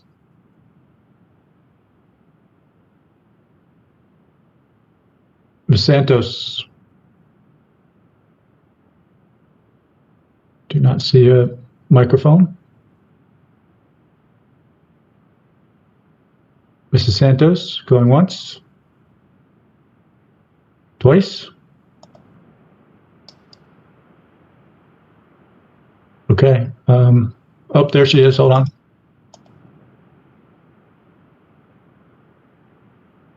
There you go. Ms. Santos, you there? Hi, can you hear me? Yes. So first, I'd like to just thank the Board of Ed. This year has been exceptionally rough, and I can speak that as being a parent of multiple children on all grade levels. And I know that at times it hasn't been easy for these meetings. So I would just like to first thank you for staying on, really just being strong to some of the give and take here. At this time, I am just pleading that we truly take the new guidance and what we do with that guidance, we put it into effect for our graduating class. As a parent of a senior, this has been exceptionally emotional. It's been very difficult for my son, as well as many of his classmates, his teammates, and even us as parents. These are things that we look forward to at that graduation ceremony to their senior graduation. Bradley Garden School is one of probably the only schools in the district that does a kindergarten graduation. And, one of my children graduated last year, 2 years ago from kindergarten. And, I remember Ms. Binford stating that, sit back and just capture this moment because it's going to come so quickly. And had I known, a year ago, 2 years ago, how quickly this would have been taken from me, it would have been a lot easier to sit back and just enjoy it. But over the last year and a half, this has just been really detrimental to not just my child's mental health, but also to me as a parent, us as a family. And I really do hope that the guidance that our governor has provided really does kind of fast pace for graduation, as well as I just hope that, when we do move forward for September, that there is that recognition that this guidance has been given to us. I do hope that, our Board of Ed, as well as our teachers union, really does push for that guidance to be provided before the end of the school year. As we can see, we sat back for the last few hours discussing a school calendar. However, when we're looking at September comes really quickly. The summer days really roll past quickly. And I hope that you guys will come into consideration of either pushing that our state gives us the guidance, or we're just planning under the circumstances that we are in for a full day with lunch in September. I know that this has been advocated as well as, put in writing, but I would just really hope that this is something that we move forward for and positively for our children. And anything forward, I appreciate a lot of transparency. Thank you so much and have a great night. Thank you, Ms. Santos. And Mr. Stars, are we good? We are. Thank you. Okay, so I'll now close that portion of the meeting. We are now up to item 14, old business. Does anyone have any old business? I'm just going to mention a couple of things. June 8th, we had to put off the April 22nd meeting because we were in the midst of all the superintendent search. So Gwen Thornton will be coming in on June 8th at that meeting to present on the roles and responsibilities for board members. And I think that's a great opportunity for both us as well as the public to get a better understanding of what the roles are. And so I just want to mention that. We also have the board retreat on the calendar for June 3rd. And I know this came up earlier when Mr. Walker gave the vice president report. So I'd like to discuss whether or not we think we should defer that until Mr. Beers is on board, or if we should go ahead with that. I'm assuming that's where we should start talking about our goals for next school year. So any thoughts? And Mr. Beers, please feel free to weigh in on this. Jill? I think we should wait for Mr. Beers to get on board. I think makes sense. Because I agree. We're wrapping up. There's not much more for the board to do action-wise. It's the administration to make plans for September. But to talk about goal setting where we do step in makes more sense. Okay, and I see a number of head shaking yes in agreement. Yes. The only thing I want to bring up is in the contract, I believe we have like a few weeks to set the district goals once Mr. Beers is here. So we may want to pick a date now in August for us to meet to get those in place. Okay. Okay. Does anyone want to throw out a date? When is the August meeting? Does anyone know off the top of their head? August 24th. Okay. We could do it as part of that meeting, or maybe the Tuesday before or after that. We could do, probably after is not good. Jackie, that meeting that meeting gets pretty busy because it's opening a school meeting. So usually it's the first meeting to open. That's fine. So that's usually pretty jam-packed. Okay, so what about August 10th or 17th should move the retreat to? I like the 10th personally, but. Okay, tell me no if the August 10th is not good for you. Okay, so I'm hearing no objections. So Mr. Stars, can we move the retreat to August 10th? Certainly. Okay. Oh, you know what? I just realized, Mr. Beers, that's going to be your second day on the job. Are you okay with that? I'll be ready. You'll be ready. Oh, I think we're in trouble. No, thank you. Okay, sounds good. No problem. Any other old business? Actually, go on. No, I think I just want you go on. I'm fine for new. Go ahead. I'm going to say one thing. The vote is over. I do want to raise a concern about the survey situation.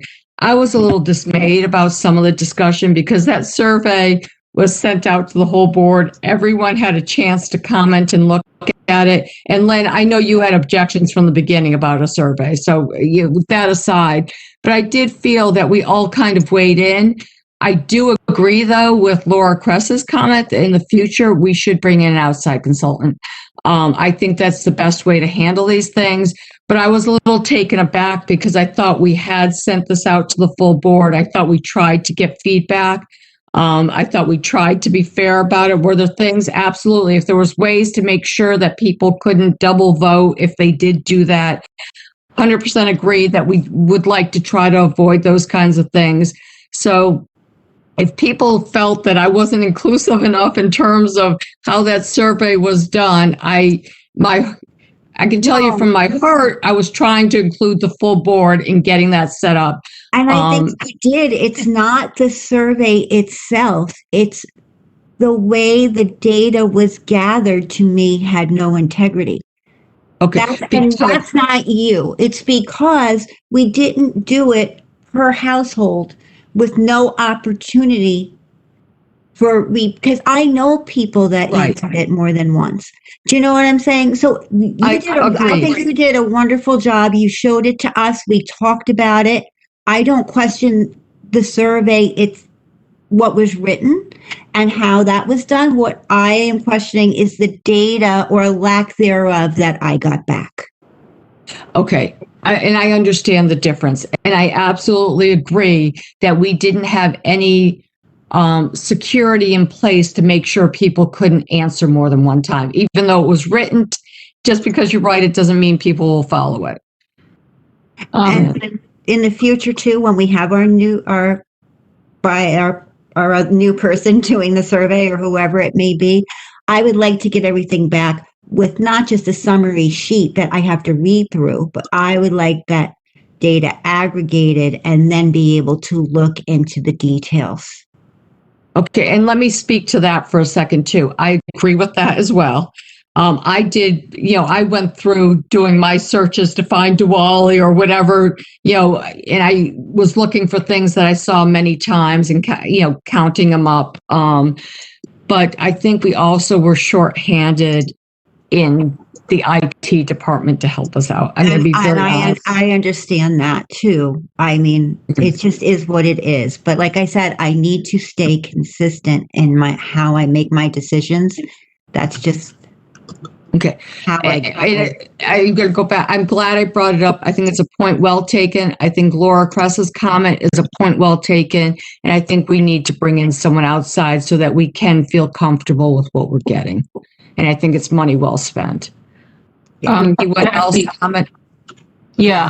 I mean, I'm 100% supportive of hiring someone to do it professionally, who's an expert at it, who can provide, I just want to point out that I did make comments. I think I was clear, and I'm not hugely faulting you, but just the way that the timing went, I didn't feel like I got my comments considered per se, because it was already developed by the time, and we were moving on at pace. And this was in the discussion where I brought it up was in the middle of a very long meeting that nobody wanted to spend 4 hours deciding if this sentence should be here. And I understand that you had done work in committee, but because I'm not on that committee, I felt like I did submit my comments and suggestions, none of which were incorporated. And you did. I remember you doing that. So, and I think this brings us back to we need an outside person to put it together. I really think that was the right suggestion. And Barry, what were you going to say? From a positive standpoint, this is the first time in the 7 years of the board we've actually surveyed our stakeholders about the calendar. It's probably the first time in your 14 years and Jill's 14 years and Lynn's 14 years and yours 12. So it's kind of interesting to see that. So it's a start. We started something we hadn't done before. We tried something. We've talked about the calendar. I mean, if I had Jeffrey Brookner here, we've been here another hour talking about the calendar. I love Jeff. But he can discuss the calendar till we're blue in our face. But we did something new this time. We attempted to engage and find out what our community was interested in, and we learned. It's a positive step forward, and we're going to get better moving forward. So even though we didn't get it perfect, we tried, and we did something we hadn't done before, and we found something out. So there's some good lessons learned here. And thank you for that very positive spin. And I think that's a great way to look at it. It was definitely a step forward, and yes, we'll learn from it as well. I thought I heard someone else. Yeah, so we've talked about getting someone to come in and as part of their job, but not their entire job, do communications. Where do we stand on that? And would they be our survey person? Well, I mean, I assume that the person have a has the skill set communication or will not. be right. I'm sorry, Steve, I talked over you. No, it's fine. I assume that the person that will be working on communications would also be working on our surveys. But I know that we've discussed that, and I thought that there was something in the works, but I don't know where we stand on that. We've not moved forward and thought it would be better to move that into the new superintendent's. Okay. But we're still recommending it. All right. Well, I think that's something that needs to be dealt with early on in the next tenure. Mr. Beers, another thing for your list. And if surveys Haven't started yet. part of their role, that is a specific skill set, and we need to make sure that they are adequately qualified to do that. I'll just say that. Anything else on old business? Okay, I don't know. Jill? I don't know if old or new, but I just want to follow up on what we talked. Two things we heard talked about tonight, and it's more about just hearing from Dr. Ficara, just a little reassurance on two items. Reassurance that if we do the fifth period lunch at the high school, if that goes through, I mean, you said it at the very end of our conversation, but I don't know if it was at the very end. So I don't know if everybody heard it. And we got an email about it since then, but just reassurance that if it goes to a fifth period lunch that starts at 12:53, that the high school will allow kids to have snacks. It's not going to be, well, this teacher allows it and this teacher doesn't, et cetera, et cetera. So just wanted to hear reassurance that the administration would put something in place for that. So kids aren't, fainting in the hallway from low blood sugar. And the second reassurance that I was looking for is on the graduation. We're waiting for the guidance from the DOE and the DOH. And if they coin it or package their guidance in terms of a typical high school, like a typical high school auditorium or a typical high school field where they're, if they don't go beyond in their description, that, reassurance the administration will be calling down there to say, we have a very unique situation here in Bridgewater because we have the minor league baseball stadium, Patriot Stadium, which holds whatever. So that's what I just wanted to hear, the reassurance about those two items. So hate to put you on the spot. So the guidance on graduation is yet to be in stone, or writing rather. We heard everything from that there will be no outdoor limits on capacity, and it's or masks. And I've heard that said. I want to see it in the guidance, and we have plenty of time before it will come out. And I think that I guess we spent the entire year reassuring everyone that we will follow the guidance. So I will certainly make sure that we follow the guidance right to the end, and whatever that guidance may be, we'll apply that to graduation.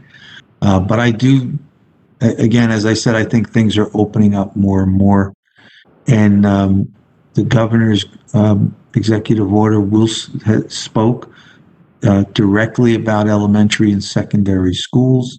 So we're just waiting to see that fleshed out into the kind of guidance we've gotten all year long, which generally comes a week or so after the governor's executive order. And the snacks were something that we had talked about, came up from the high school. It wasn't a central office idea.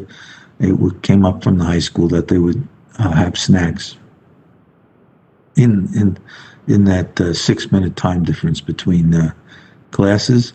And then also, as I said before, if we get a loosening up of guidance, the less restrictions they put on us, the easier it is for us to adapt our schedules in our classes, because that's the way we're originally structured physically. So I don't think any of that will pose a problem. And as I said earlier, we didn't get the guidance last year to June 29th. Right. And I started on July 1 without a schedule, and we managed. So if we had to make some changes based on the loosening up of the guidance, we'd happily do so. Thanks. Okay. Any new business? Steve? Yeah, I don't know if this is new business or not, but it didn't really feel appropriate for liaison or delegates either. I just wanted to note that I attended a couple of BREA events this month and wanted to recognize them for their efforts. They did a great program where they distributed books to the elementary schools and then had virtual reading sessions in the evening. I was able to attend two. Mr. Walsh, the JFK principal, read the book, and then the Van Holten librarian, Miss Capella, did. And it was great to see the kids' faces and how they pay attention and love the storytelling from their teachers and administration. The other one was the BREA Pride event dinner that was last week, where Mr. Rubin spoke about the use of standardized testing in mental health, and a local therapist spoke about mental health during the pandemic.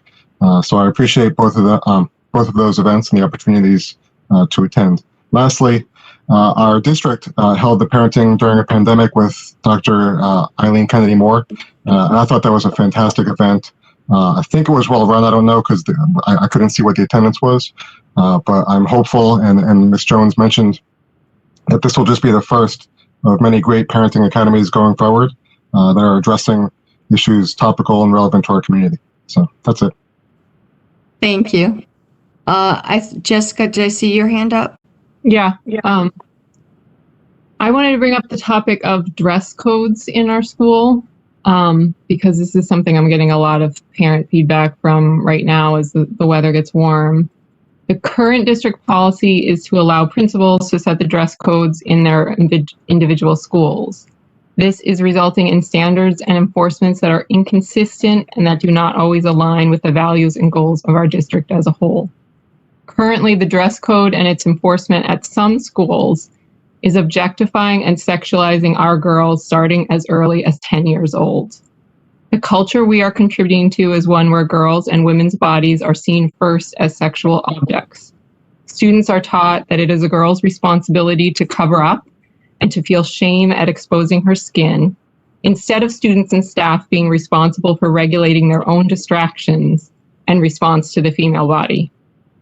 While wearing shorts a few inches longer or wider strap tank top may seem like a small thing to some, it is far from it. Many girls can tell you the first time attention was drawn to their bodies in school in a way that it made them uncomfortable.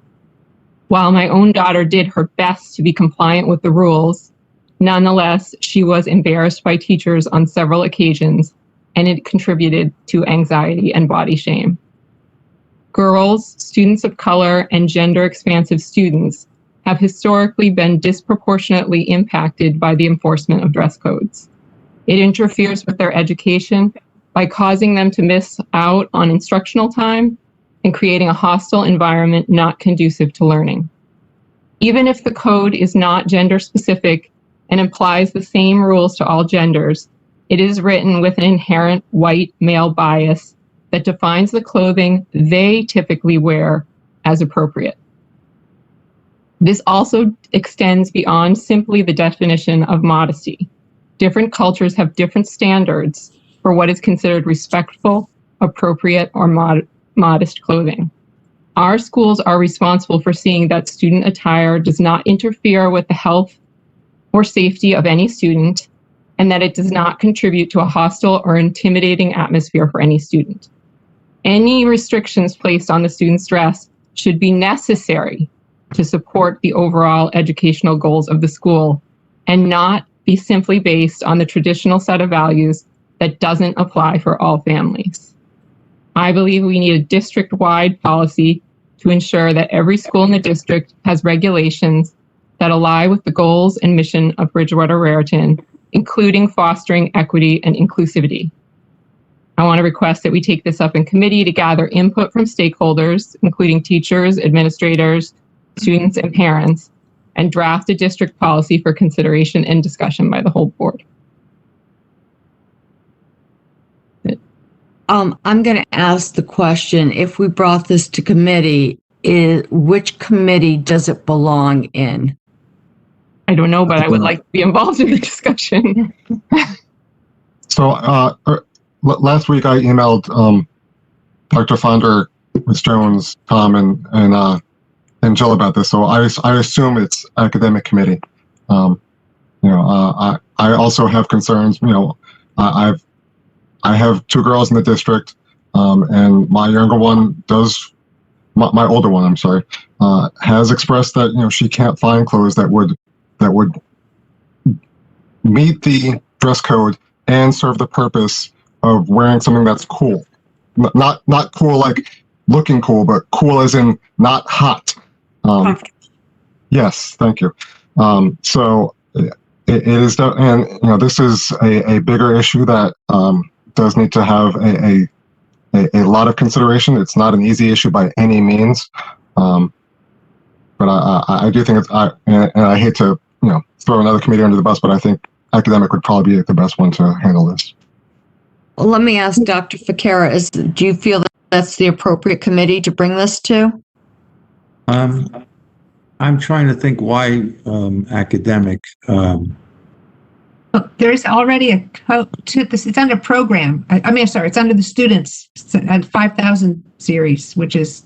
It's already there. Yeah. There's a policy there, which I don't agree with, even the words that are written. The committee has the 2,000 and the 5,000 series. But it doesn't seem academic. That's what I'm wondering too. But it's under students and program fall under academic. It's been since forever. When Winston Strauss asked me. Yeah, I think that's where it's been discussed before or talked about. I mean, it's the same as a homework policy, to be honest. It affects students, impacts their, I mean, does this need to be a board committee, or should this be a larger stakeholder committee? I don't. Should there be teacher involvement? Not another survey, Steve. No, I'm not talking about a survey, but I'm talking about. I was kidding. I'm talking about involving teachers and supervisors and other, getting a cross section involved. I don't know. I don't know how to deal with it. Like an ad hoc that includes administration. That might be a good idea, actually. Well, I actually think an ad hoc committee might be a good idea as well. As you go here, I'm going to be honest, you're going to be crossing. We don't have one for staff either. Mm-hmm. So it would have to be for. I'm just saying, everyone. If we're going to put up the students, all stakeholders involved here, there's not one for staff either. So just be careful where you tread. Well, I think right now we could focus on students. We may want to go on to staff at some later point, but right now I'm thinking that students is where we should focus. Can we also get student involvement if we do an ad hoc committee? Yeah, I think an ad hoc committee would be good. I also would encourage us to get a mental health professional involved. Yeah. And that may be like a psychologist at one of the schools. I don't mean that we have to go outside, but I am listening to this with a very different ear than I would have a few years ago when my daughters were in high school. And what I'm saying is it's not consistent. This tends not to be an issue at the high school. It is enforced and is written differently and enforced very differently. So it is the biggest issue for me at the intermediate and middle school. So it's consistency and then how it's implemented district wide and enforced. Yep. Mm-hmm. Right, and just so you know, there's stuff out there, and in fact, I've met with Ms. Steffner about this in 2019. There is Oregon National Organization for Women has a model one that they use to revamp theirs across the state, and it's there for you. It's pretty included. It would be a great starting point. The work is done already, and we can take it from there, kind of thing. So if we were to set up an ad hoc committee, would anyone have an objection if we went down that road? No, I think that's the way to go. If you want to discuss it. So let me talk with Dr. Ficara and Mr. Beers, and we'll figure out how to move that forward. I do think it's a good topic to discuss, and from what I'm hearing from the rest of the board, it sounds like we're all in agreement that we should talk about it some more. Okay. Any other new business? Just one thing, since I was going to bring up committees in general anyway. I just want to throw out like a little issue I came across and just something to think about. We will sometimes have a fourth board member who's not the board president at a committee meeting. But then I ran into an issue where, as a committee chair, I had to leave the board president off of a correspondence because I would have been violating the Sunshine Law. So it's something to think about when we're bringing in that fourth board member who isn't Jackie. Now the board president needs to be left out of that discussion as a fifth board member. So I'm just throwing that out there. That does present an issue. Okay. They might want to stick to 3 plus the president just for that reason. What were you going to say, Steve? I was just going to, Lynn, are you talking about situations in which you've already reached out to Jackie to see if she's going to be present at a meeting? Right.